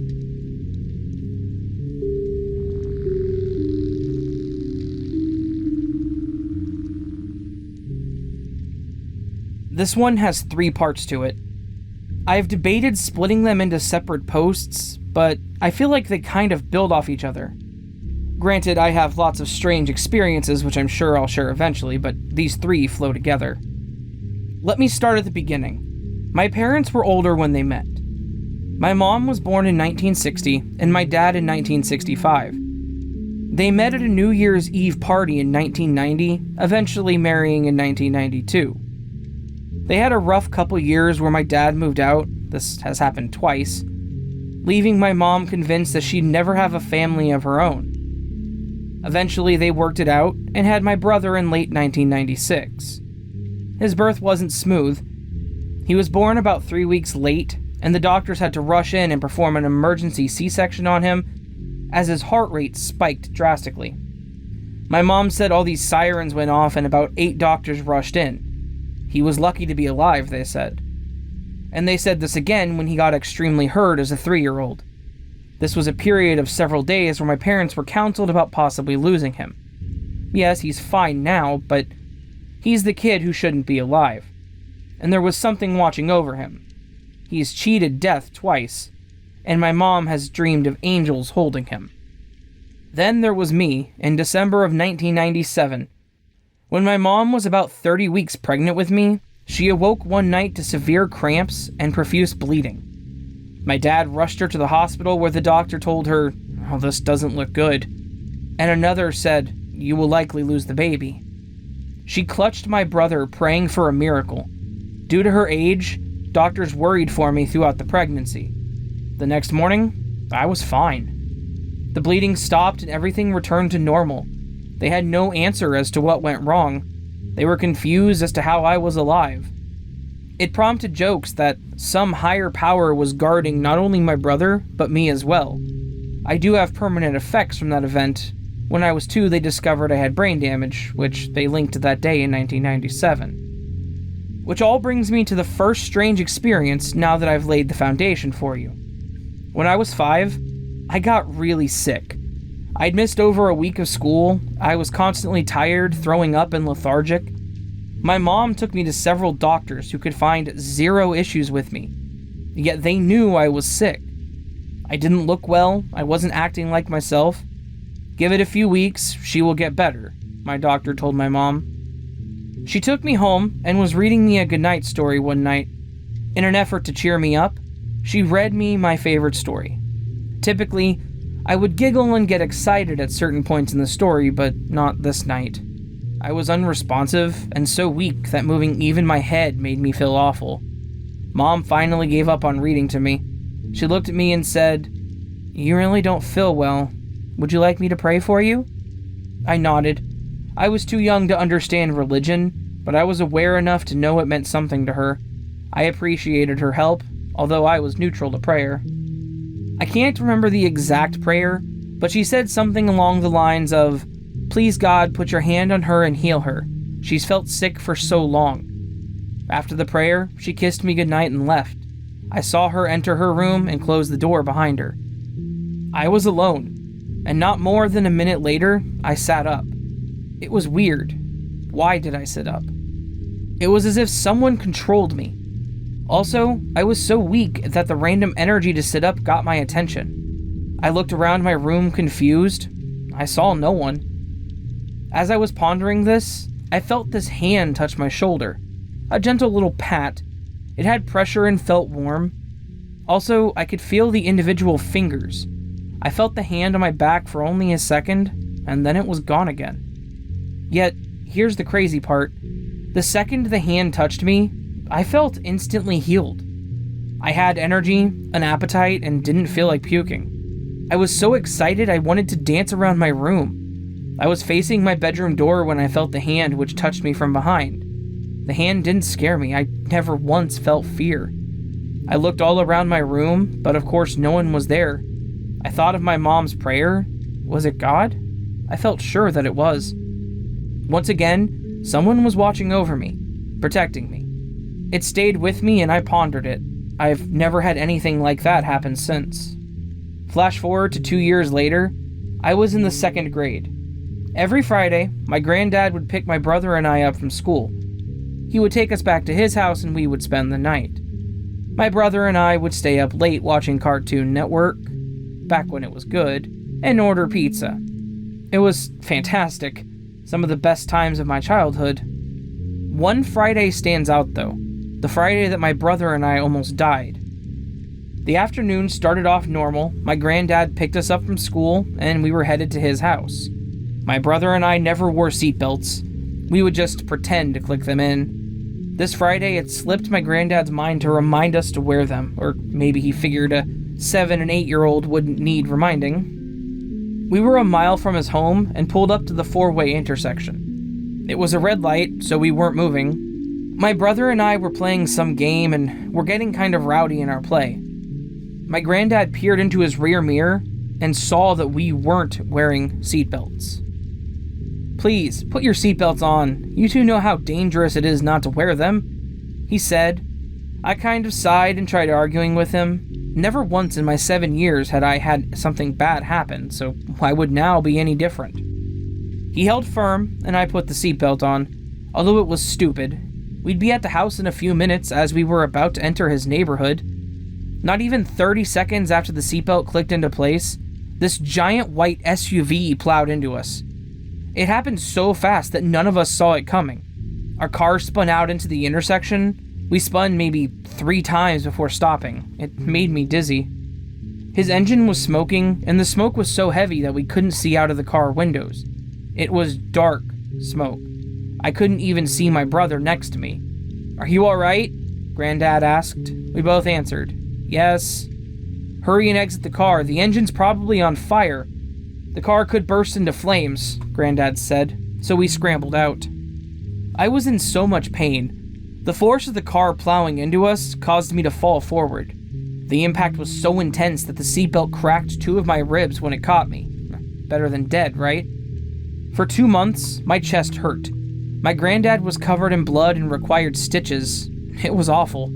He had to ride in the ambulance. I was so scared that I was uncontrollably crying. My brother and I had to ride home in a cop car. The police officer was extremely kind to me and sat with me on the side of the road, cuddling me and reassuring me that everything was fine. That I was fine. That granddad was fine. She bought brother and I ice cream for being brave and took us home. After the police were gone, and after grandmother hammered my granddad for not making sure we wore seatbelts, He sat us down for a serious talk. He told us that this voice had told him to check on us. The voice told him that something bad was about to happen and that we weren't wearing our seatbelts. He said it was so loud that he was shocked we didn't hear it. He said had the voice never talked to him, he would have never noticed we weren't wearing them. As the paramedics were treating him, one of the police officers tried to make a joke about it. He said something like, "Good thing the kids were wearing their seatbelts. Had they not, they would have died." It stayed with my granddad until he died. We would have died. The wreck was that severe, and we were small. Even at 7, I was pretty small for my age. I probably looked 5 or 6. His car was totaled. He said the voice was as clear as day. He believed our luck saved us again. Further proof that we had some supernatural power guarding us and protecting us. We shouldn't be alive right now, and I think about that a lot. That day in 2005. I would love to hear your thoughts on my 2 stories. What do you think?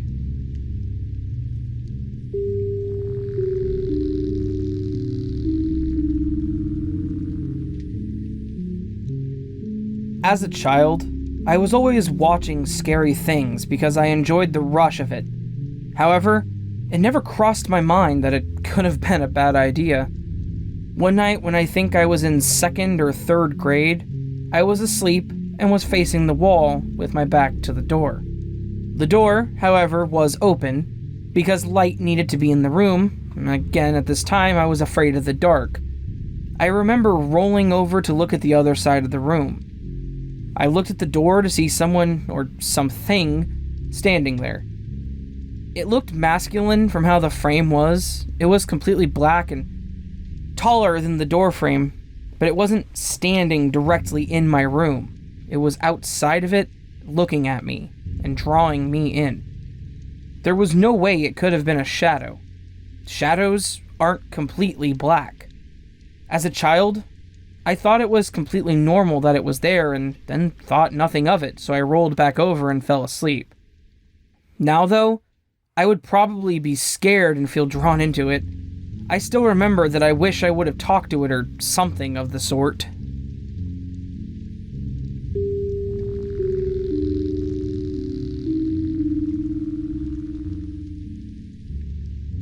I have a very vivid memory of a supernatural encounter when I was young that I can't seem to find any information on. I live sort of out in the country, far enough to where you wouldn't normally see people casually walking around. The only company you get are various farm animals roaming the fields next to your house. When I was a kid, my mother was a smoker, and she would regularly go out to our backyard to have a cigarette. I needed her to open a jar of peanut butter for me because at this time, I'm 7 or 8 years old and couldn't do it myself. I go out back to ask her to open it for me, and I drop it on the ground and it shatters. She goes inside to get some paper towels to clean it up, leaving me on the back porch alone. While I'm waiting, I turn around and see, as best as I can describe it, a man that appeared to be made of metal. He had a round stomach and donned a green vest and a small top hat. His eyes were red, and to the left of him, his right, was a futuristic sports car. It wasn't a Lamborghini, but it had a very similar body type. It was silver, but not the same shade as the man. He was looking directly at me when I turned around, and he was waving at me. I was petrified. I turned around to try to go back into the house, but the door was locked. When my mother opened the door, I asked her why she had locked me out, but she said she didn't, and the man was gone. The thing that freaked me out the most about this, and what makes me believe he is a time traveler or some sort of supernatural being, is that our backyard was fenced in, and there was no way to get a car of that size in and out immediately after. I've never posted about this online, but when I tell people about it, they normally just laugh it off or claim I'm lying. It would be nice to know if anyone out there has had a similar experience with this futuristic man.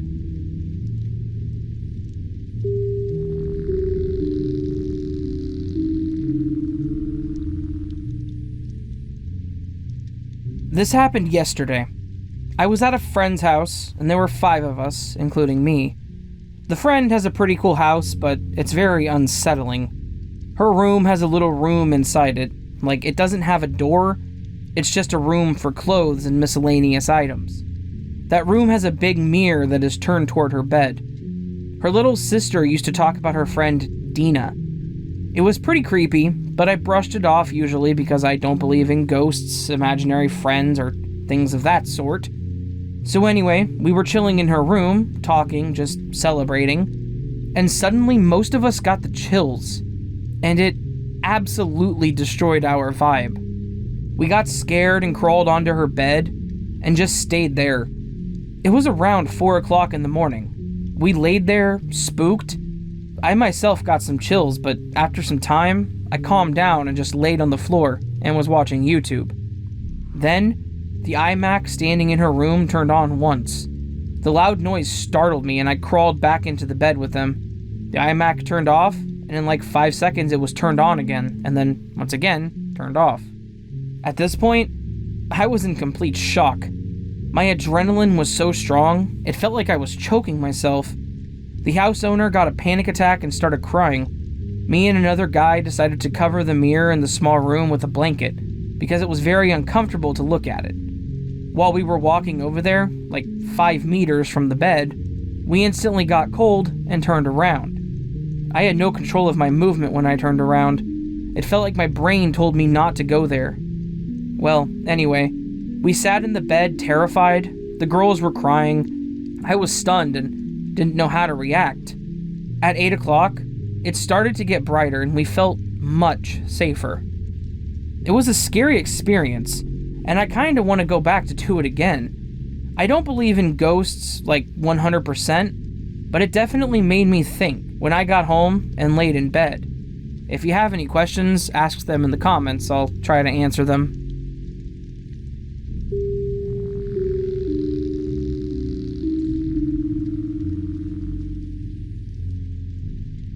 About a year ago, my ma asked me if I would walk to the store to get her some smokes. So I did. It was about 2:30 in the morning. I started walking to the store. It felt like a normal night. Nothing felt off, and there were very few people out. I got to the store, which was a 15-minute walk away without any problems, just like every other time. When I was walking back home, I had got into my neighborhood and was walking down my street. It was obviously dark. Again, there was nobody around, and it was quiet. Then as soon as I got about a house away from mine, I noticed this object just sitting above the trees on the side of the road, opposite of my house. I stopped, just kind of frozen, saying, "What the hell is that thing?" It was maybe 50 feet high, 50 feet ahead of me, and it was really close. Like, really damn close. It was disc-shaped, I'd say around 25 foot wide, tinfoil color, and it sat there for maybe 35 seconds. It 100% knew that I was there. It felt like it was staring straight back at me. Then this thing shoots off into the open sky, no joke, just straight up into space in maybe about a second. Then it was out of sight into the open sky. It didn't make a sound. It was so quiet outside. The weird part was, when it shot up, it honestly looked like it turned into light and moved, and then probably became material again when it stopped. Or it was just so fast, I don't really know. But the colors became like a neon blue and green and purple when it shot off. The annoying part was, when I ran into my house after to tell my mother, all freaked out, she sits up tired and says, "Shut up, where are my cigarettes?" So I was pissed. And, you know, people believe me when I tell them, but they also don't believe me, basically saying they would have to see it for themselves, which I get. So I don't tell people anymore, because it's always the same vibe. So, yeah, it happened. I mean, to me it was clear as day. People have been drawing what I saw that night on the walls for thousands of years, so honestly, I don't believe anymore. I know they are out there.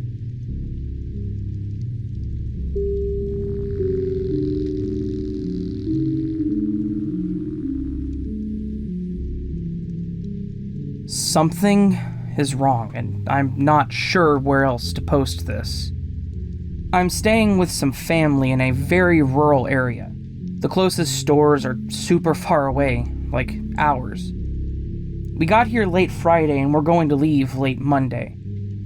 Today, my cousin and brother happened to see a drone that was following them on the land.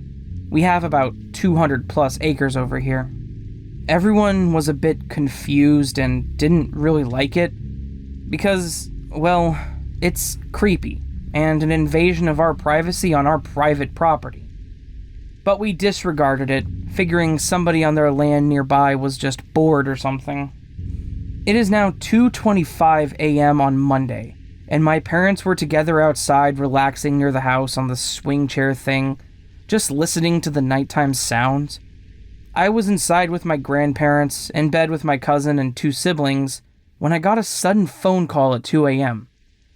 I was very confused, and I didn't think anyone would be calling me at that time. I grabbed my phone, realizing it was my mother, so I immediately answered, making sure that things were okay outside, since there's plenty of weird insects, poisonous things, snakes, coyotes, wolves, etc. around here, and my mom gets scared easy. She says in a concerned voice, "Me and Dad just saw something flash over our heads really low down on us and we don't know what's happening." So I told my cousin and my brother and my sister, and everyone seemed pretty freaked out because that was very unusual.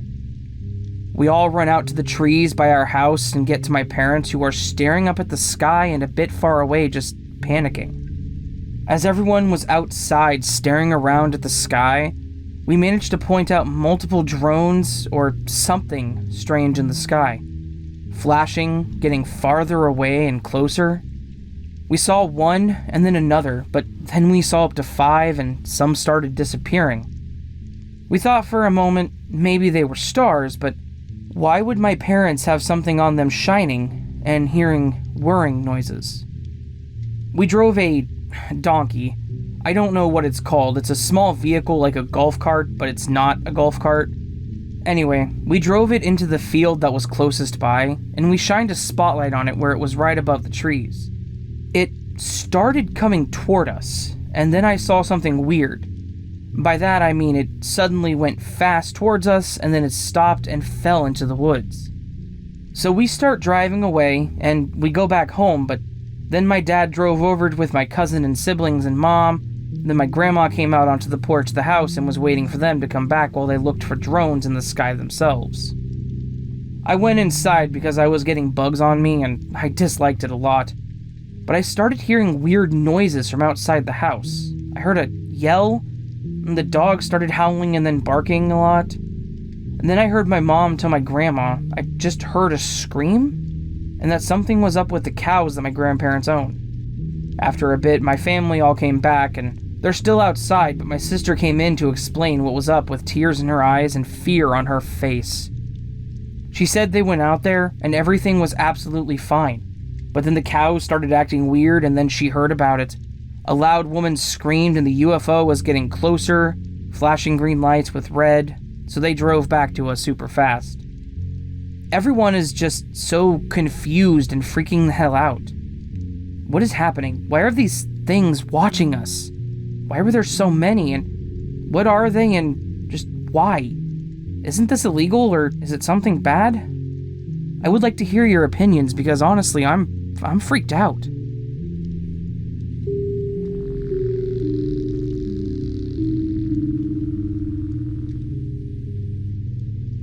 I've tried telling this story to my friends and family, but I'm not sure if they really believe me or understand fully, because I describe things better when I write than when I speak.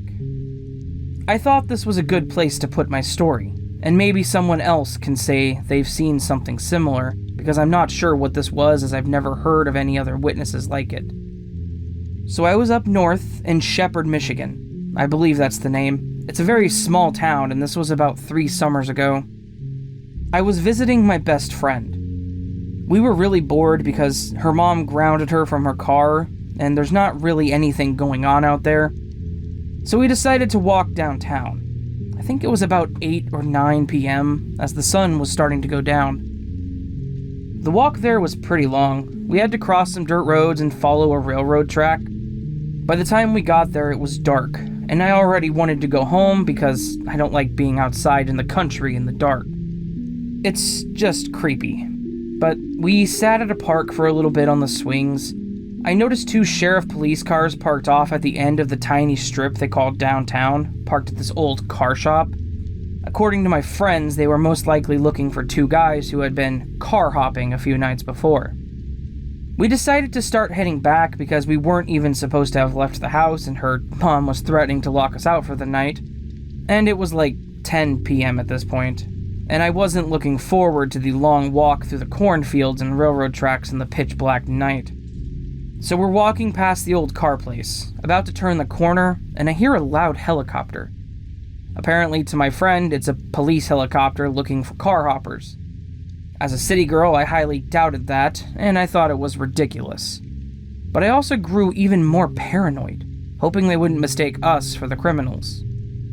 We're passing the sheriff car, and I'm trying to act so unsuspicious, even though we didn't do anything wrong except walk the railroad tracks, I guess. Anyway, here's where things get crazy. And this is by far the most bizarre thing to have ever happened to me. We turn the corner, and behind this downtown strip is a large grassy field, and at the far end is a forest. At the edge where the fields meet the forest was this giant rod-like thing just suspending midair, not much higher than the trees. It's kind of hard to describe, but it was like 2 rods on top of each other. The top one extended a little more to the right and the bottom one to the left. At each end, there was a very vibrant green light, so 2 on each end, 1 top and bottom. Maybe it was just because of how dark it was, being in the country, but these lights didn't shine like normal to me. The color was very vibrant and warm, and it really glowed more than it shined. And it was giant, like the size of a bus or 2. At first, I didn't understand what I was looking at. We heard a helicopter, pretty loud actually, but I didn't see it anywhere, just this thing hanging in midair.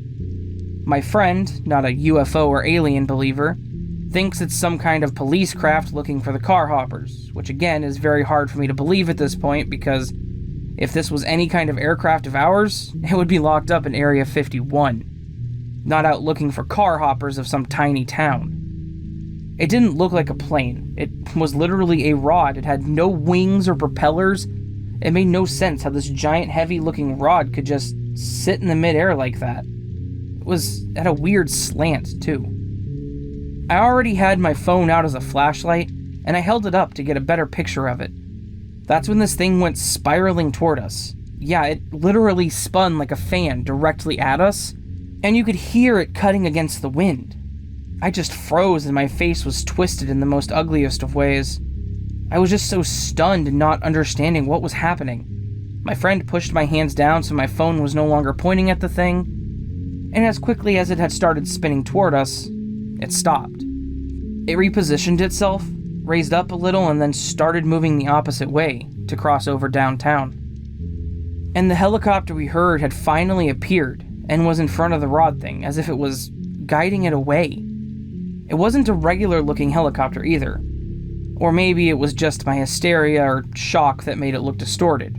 But it looked much rounder. The windows were bigger and all the lights were on inside, but I couldn't see anyone inside of it. And this is all right above our freaking heads. Excuse my language, but you don't understand how unnerving this actually felt. My friend might have been in denial, but I knew that this was not from this world. And I could see the ship more clearly, and it had this intricate line design on it, like wires. I don't remember it as clearly now, and it was very dark, but that all stood out to me. And the feeling of seeing something, of having something above you that isn't from here, is just a crazy feeling. Your brain is used to having a name for everything that you see. Once it can't recognize something as something from humans, it's just a very strange, overwhelming feeling, possibly a feeling that itself can't be registered or named yet. But yeah, we just slowly walked away, and I kept glancing back a few times. But I quickly stopped and just tried to get home as quickly as we could. I always had wanted to get up close and personal to a UFO. Life elsewhere is just so fascinating to me. I always wanted to see what they would really look like. But after that, I'm terrified and will never chase down or even take pictures of a UFO if I ever see one that close again. Of course, I don't have the picture anymore either, because it got lost when my phone was water damaged that same summer. I've seen a lot, but that's hands down the scariest thing to ever happen to me, and I would love to know if anyone else has seen something like that before. I've heard of triangles, bells, saucers, cigars, and stuff, but never what I saw. If it was a secret military ship of some kind, and they wanted to test it in a discreet area, why would they choose to test it right next to the only populated area in the town? Either way, there was definitely something more going on there than some car hoppers.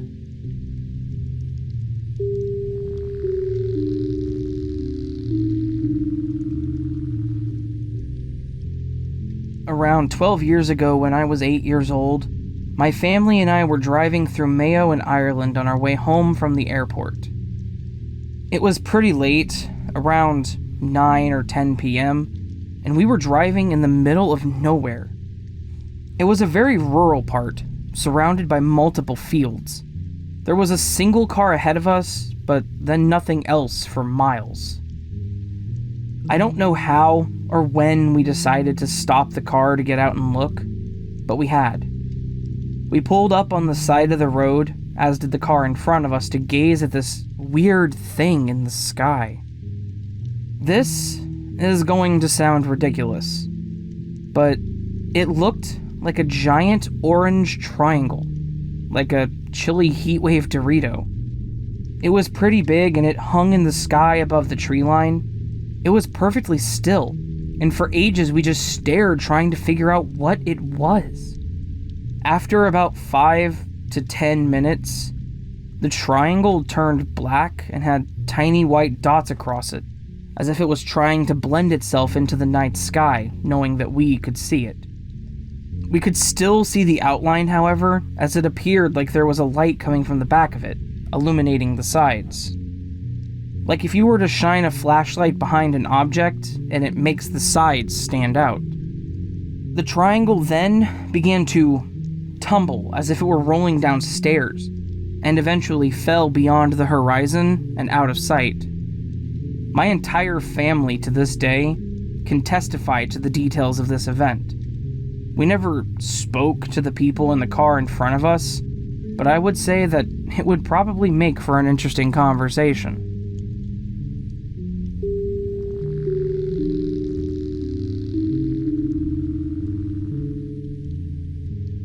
For some backstory, this all happened when I was 13. I'm now 22, so it all took place back in 2011. I've never really been one to believe in the paranormal, and especially not UFOs or aliens, but this is the event that has always stuck and made me someone that's more so on the fence. My dad and I decided that we wanted to meet up with my dad's old friend and go fishing really early in the morning one Saturday. They wanted to get up super early and get breakfast at Waffle House. Myself, being 13, I was a bit annoyed that they wanted to get up that early, but I went along with it, dozing off as we were driving. We got to the Waffle House, had our breakfast, and then we started heading out to the pond that we were going to be fishing at. Being 9 years ago, I can't tell you exactly where this pond was, but I know it was a large body of water in pretty much the middle of nowhere. If I remember correctly, it was on the property of some farmer that they knew. Anyways, we were driving to the pond, and I was dozing in and out as frequently as I could. At this point, it was still dark out, and the sun was probably still about 45 minutes away from rising. I could hear my dad and his buddy talking about random things, expressing their excitement about what they were going to catch and what the weather was going to be like, and just their overall anticipation of how the day was going to go. As I said, I was just slowly dozing off, and I don't recall everything, but I remember my dad saying with a sharp and concerned tone, "What the hell is that?" And then they stopped the car, I opened my eyes slightly, and both of them were leaned forward and staring up to the front windshield. I figured it was just a large bird or something interesting. I shrugged it off and closed my eyes again, but then a few moments later, my dad reached back and shook me awake. I jumped and stared at him, asking what he wanted. He told me to look out the window and up at the sky. Again, I was still expecting an eagle or a crane, so I grumpily leaned over and stared up at the sky. From where I was, I could see a large, dark circle with multiple lights on the bottom. It was still pretty dark, but even so, the item behind the light was darker, like a pure black on gray. The lights on the bottom were all the same color. I would say they were this strange shade of orange. As we were staring at it, it started to slowly drift forward, almost as if it was testing to see if we noticed it. My dad's friend put the car back in drive and we started following it. At this point, both my dad and I were hanging out the window and watching it. It was going slow enough for us to follow it on the dirt roads, at maybe around 10 miles per hour, and it led us on for a few moments before it just stopped. He stopped the car once again, and the three of us were just staring at this thing in awe. The lights on the bottom started to glow brighter than they had been, then they blinked, shut off, and turned back on, almost like they reset the craft or something. When they blinked, the car completely shut off. The motor died, the lights all shut off. It was like someone disconnected the battery or pulled all the fuses. It was then that I noticed that the area we were in was completely silent. This thing wasn't making a sound. It started to slowly drift off again, and my dad's friend tried to start the car, but it wouldn't turn over. The craft just kept going, and eventually it vanished entirely. When it was gone, he once again tried to start the car, and it kicked over on the first try. We drove around for a little while longer on the dirt roads looking for the craft, but we never found it. We went through with our original plans, found the pond, and went fishing. I don't remember who caught what, but honestly, the craft was the more interesting part of the day to me. Even now, close to a decade later, my dad and I still talk about that one that got away.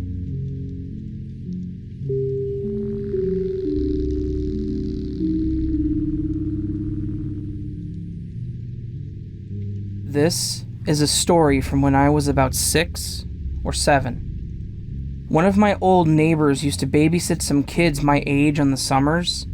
Since they were about my age and the only boys on the street, I would always go over to see them. My neighbor's house is right on the edge of a small forested area, and there are tons of trees and areas to hide in. There was also a small path cutting right through the wooded area, so sometimes people would go through my neighbor's yard to get to it. One time I was playing with all my friends in my neighbor's yard, and when I looked over at one of the trees, I saw a dark, black figure. Black as in, like a shadow, standing beside it. The figure was pitch black. No facial features, no clothes, nothing. And he wasn't, like, see-through like a shadow is. He was pure black. He ducked behind the tree before I could get a better look. I told my mom about it, but she didn't think much of it since I was so young. A few months later, I was riding my bike past my neighbor's house. I looked over at the trees and, sure enough, he was there. I stared at him for a moment before looking back in front of me, hit the curb, and then scraped my knee. When I looked back, he was gone again. This is the last story I have about him. About a year after I first saw him, me and my sister were in my backyard playing on our playset. All of a sudden, I heard my mom yelling for me to grab my sister and come inside. My sister at the time was like 3 or 4 years old. I grabbed her and ran back in, but just before I got inside, I glanced over at the fence, and there he was, staring at me and my sister. I asked my mom why she called us in, and she told us it was because she saw the man too and thought that he was some creep or something. She described it exactly as I had. Then I never saw him again. Nowadays, I still don't know if it was some kind of spirit or just some type of creepy dude that I happened to see multiple times. My sister was too young to really remember him, but me and my mom still talk about it to this day. The OP added an edit. Tonight I was talking to my mom about the Shadow Man, and she told me that one time she was pulling out of our driveway, and she saw him in our other neighbor's yard. She didn't tell me this originally because she was afraid that it would scare me.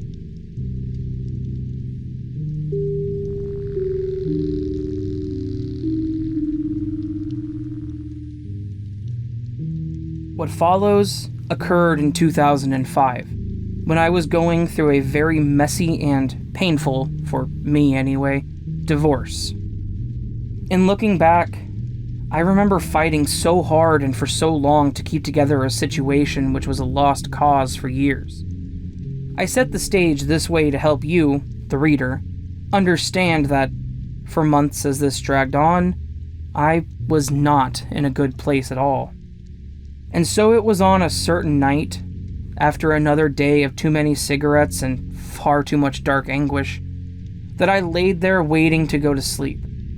Sleep was difficult during this time for me, but at some point I did fall asleep, and at some point the following experience happened. I found myself standing in about a foot of fresh snow, which at the time I thought was really interesting since it was summer in the waking world. The dream was lucid, which isn't rare for me, in that I remember looking behind me and there were no footsteps in the snow. I did not walk there. It was night, and based on the enormous tree line surrounding me that I could make out in the moonlight, I was in the middle of some vast forest. In front of me was a small cabin, lit from the inside with smoke trailing from the chimney. It was then that I started to feel the cold, so I walked up to it. I knocked on the door and was shocked when my father answered the door.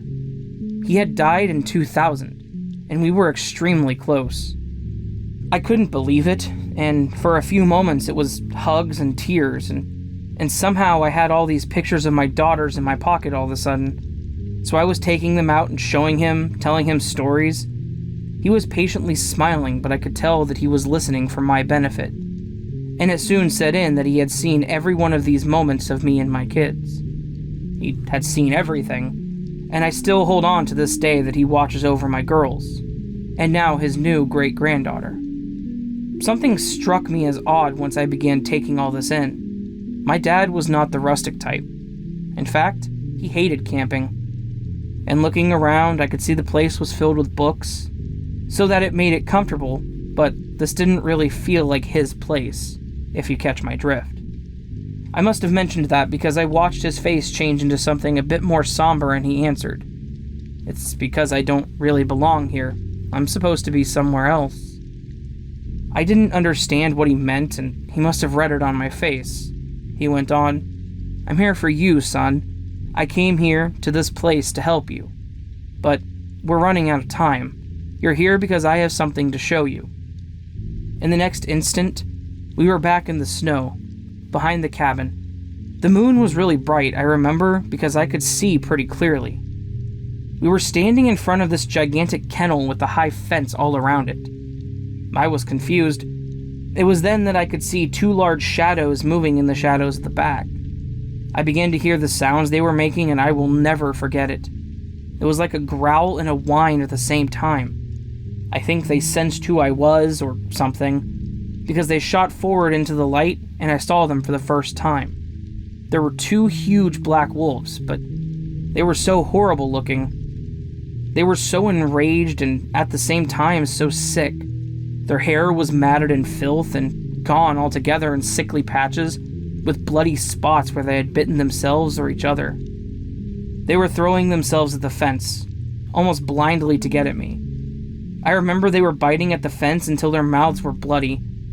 Once or twice they bumped into each other, and then they would immediately tangle in the bloody, violent fight.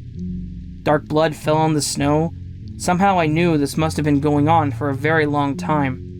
The whole scene was so frightening and so repulsive and so confusing. Again, this sort of thing was so out of character for my dad, who loved animals. I asked him why he was doing this. Why are you keeping these things around? I remember my dad's face. So kind, but pained, too, I could see. He said, "Son, don't you understand? This is what I'm here for. In the middle of nowhere, hidden away out here, I'm here to help you." He motioned to the kennel.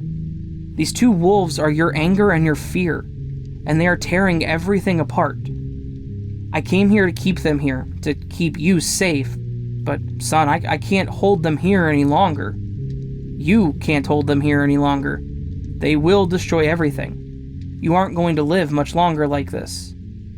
I stood there in silence. Even the wolves had fallen silent, and I wanted to cry. All of it came into view, the beating myself up, the huge toll it was taking on me, my mental and physical health, all coming up to the point where I was actually facing my own death. I knew that part to be true. I would be dead within days. All of it was because someone didn't love me. But what was actually doing the most damage, what was killing me, was that I refused to love myself. I could tell by my dad's face that he saw me coming to this realization, and he smiled in relief. "Are you ready?" he asked. I was terrified they would attack me, but I knew there was no choice. With the whole world watching, it felt like I walked up with as much courage as I had and flung open the gate. With that growling whine that was deafening, the wolves leapt out of the kennel, finally free. They stood there for a moment, locking eyes with me, their hair standing on end. For a second I thought they were going to kill me, payment for keeping them in a cage. And then finally, without a look back, they charged together into the forest. Where they went, I don't know. I remember looking at my dad, not knowing what to do next. There were no more words, just a feeling that the experience was over. I knew that this place would never be here again for me, but my father would, which was more than enough. And it was then that I woke up. It was early morning. I felt mentally and physically drained, somehow not the same, but there was also a knowing that the worst was behind me, that I was not going to die yet. The wolves were released. Day by day, I slept better. As the moving day approached, I found myself looking forward to a new life. My girls and I had the best adventures when we were together, great memories we talk about to this day. I owe much of that turning point to my dad, who put himself in a cabin in the middle of some nowhere to keep me from tearing myself apart.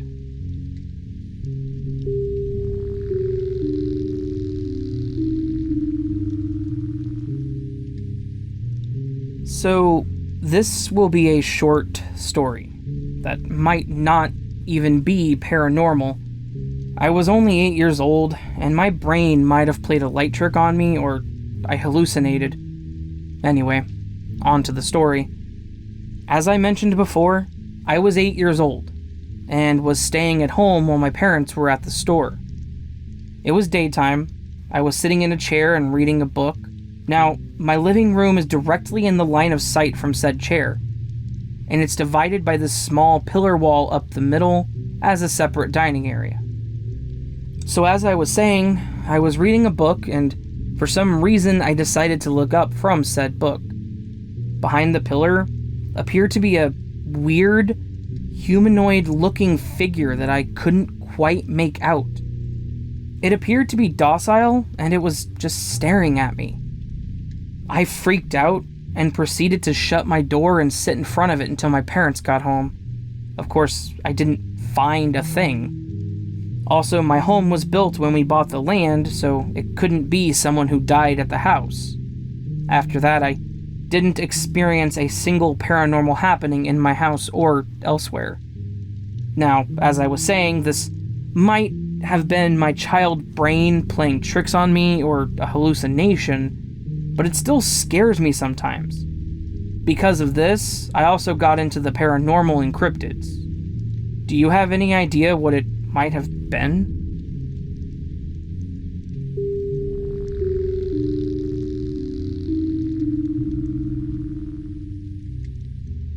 The paranormal has been a major part of my life for as long as I can remember. My first experience happened when I was just a couple months old. Clearly, I don't remember it, but my dad does. And I had my first memorable experience when I was about 6. Things seemed to follow me Or maybe I just ended up in the right place at the right time. Whatever the case, I've had more experiences in 26 years than most people will have in their lifetime. A large chunk of those experiences happened at my dad's house. It's a tiny 5-room bungalow built in the late 30s or early 40s, metal siding, a small attic, and an even smaller root cellar with an eerie crawl space. It sits on about half an acre of land in a small town. Quite frankly, it has a strong, foreboding vibe all of its own. Beyond the backyard is a small cornfield. Beyond that are woods with a small swamp running through it. The swamp has some stories of its own from what I remember. My dad bought the place when I was about 15. I wasn't as excited about moving out of a rusted ancient trailer as I should have been. Dad had spent 2 or 3 years looking for an actual house for us. We must have looked at 40 houses in that time, some better and prettier than the bungalow. The first question he asked me the day we started moving our stuff was, "What do you think? Is this place haunted?" I said, "I don't know, but something feels weird." I moved in with him full time when I was 18. Divorced parents, shared custody.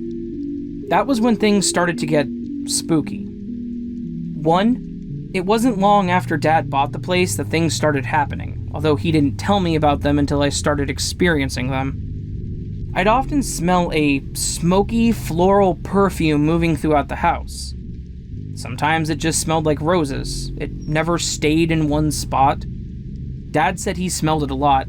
Sometimes it was so strong that it actually woke him up. 2, footsteps. Lots of them. 3, movement in the attic. There's only one way into the attic, a drop-down door above where my bed used to be. Some nights I'd hear walking, stomping, and furniture being dragged up there. However, there was no proper floor up there. If you ever watched National Lampoon's Christmas Vacation and can remember the attic scene, you'll know what I'm talking about.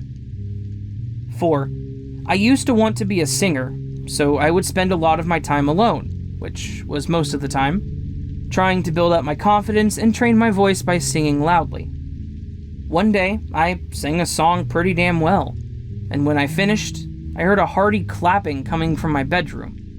I just paused and said, "Thank you." Eventually, more advanced spooky things started happening. The first event I remember was in the middle of a beautiful, bright day. I was folding laundry in my bedroom when I heard a large dog barking in the house. I went out to look, thinking one of my neighbor's pit bulls had gotten in. They had tried to before because they think every house is theirs. Not logical now, but at the same time, that was my only thought. When I got out there was no dog. Nothing was out of place except the dryer was open. I always closed it because the open door blocked the back door too much. It was also hard to open and had to be slammed shut. The moment I saw the door was when the voices started. Male, female, young, old.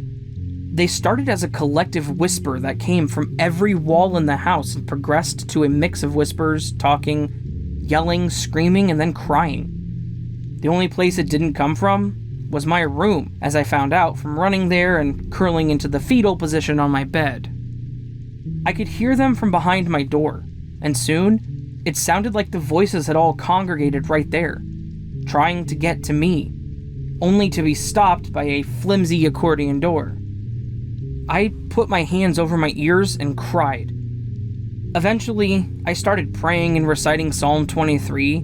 I wasn't even that religious at the time. After reciting the psalm, the voices stopped and I went calm, immediately before falling asleep for an hour or so. After I woke up, I went to my friend's house down the road. Her mother hates me to this day, and thinks I'm a demon-possessed heathen. She didn't think too highly of the story I had. The second event involved the band. I've only seen it once. To get to the only bathroom, you have to go through my dad's bedroom. His bed is right beside the door, and he has under-the-bed storage drawers.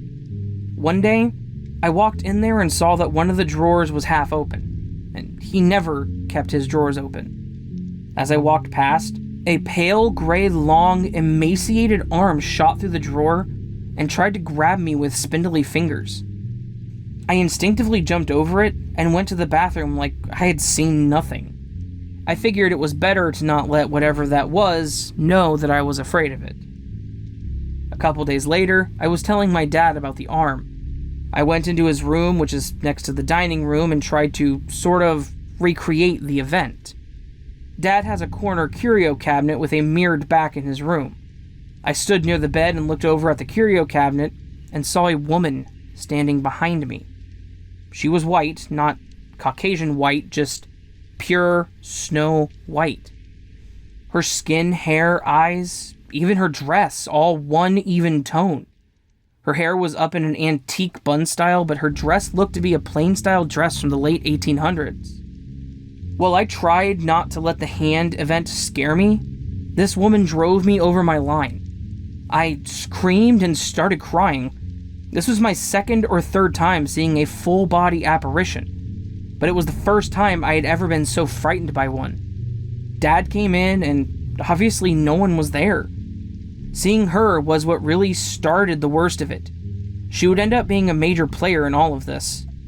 Sometime between the first meeting her and the most horrifying event involving her, I got a dog. Her name is Ferris, and she's my baby. She had a hard time adjusting, so I spent a lot of time at night with her by my side as I watched movies by myself. Dad worked long hours and was often in bed by 8, so I always closed the French doors between the living room and the dining room to keep the noise down. A few days after adopting Ferris, I noticed that she would look over at the doors and growl.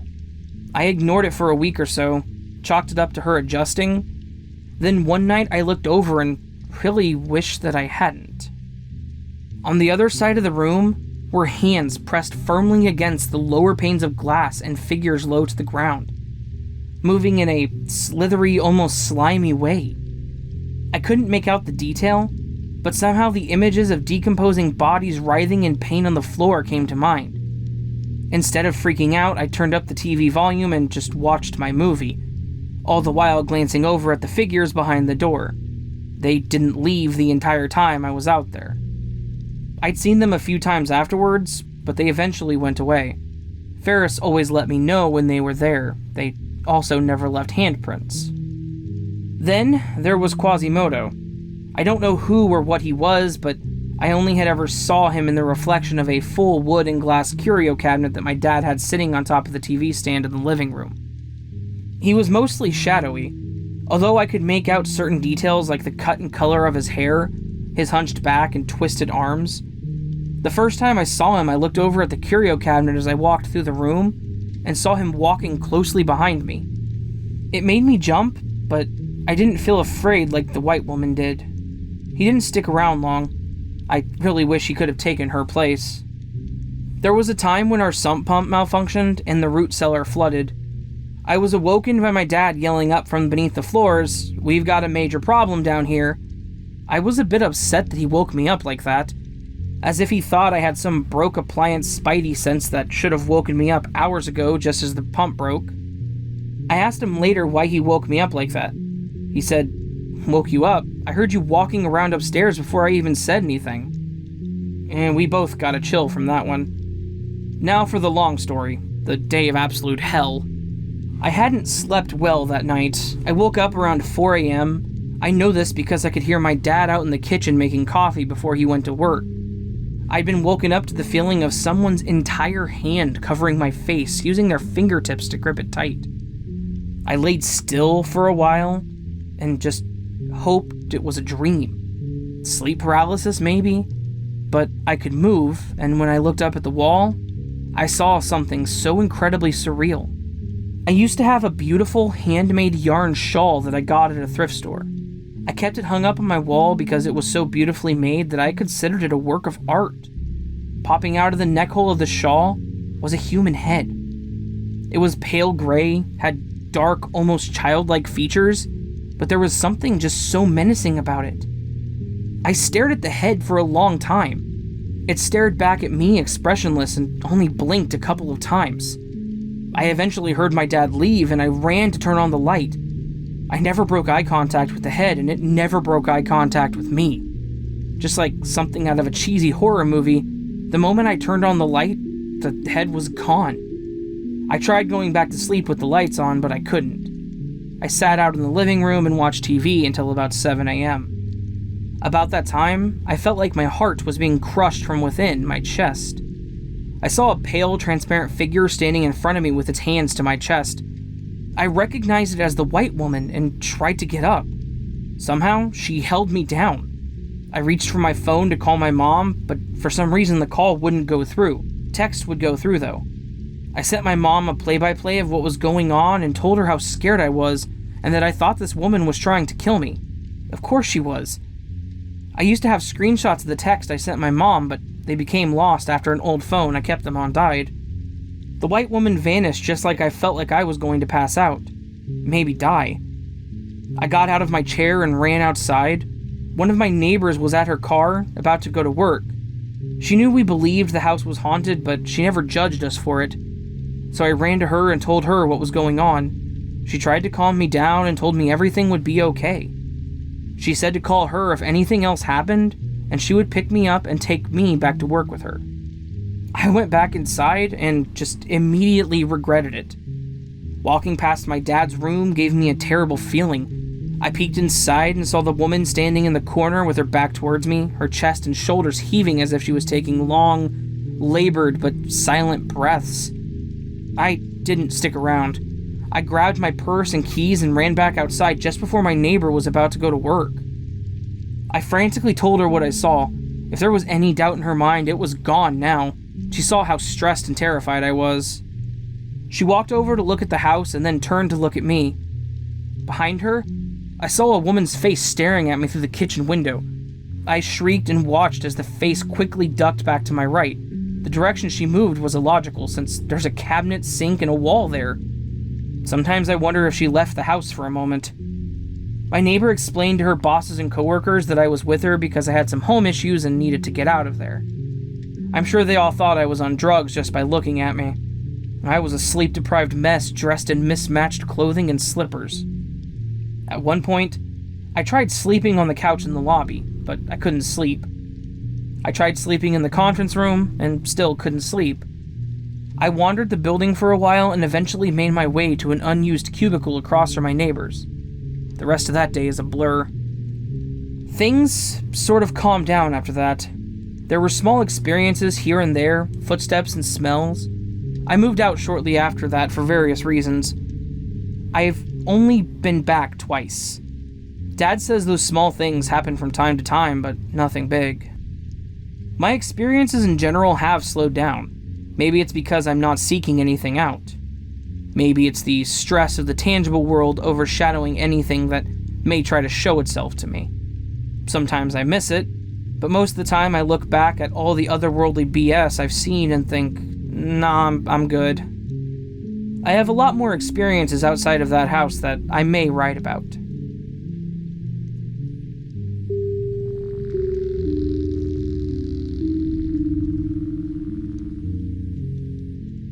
I'm hoping this won't get too long, considering there isn't much depth to this story.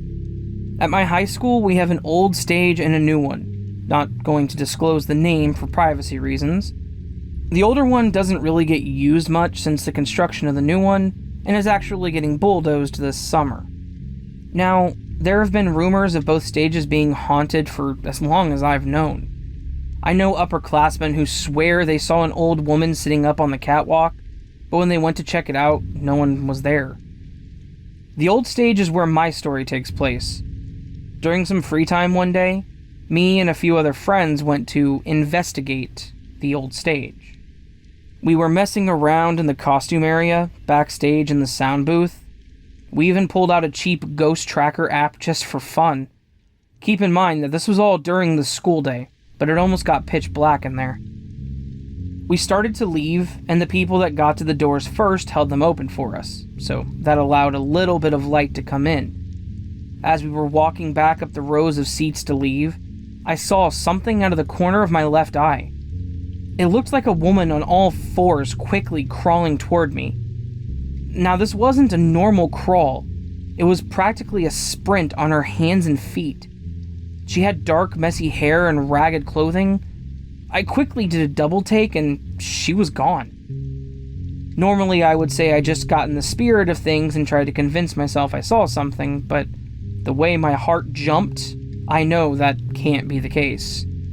I don't know what I saw there, but it scared me more than anything else ever has.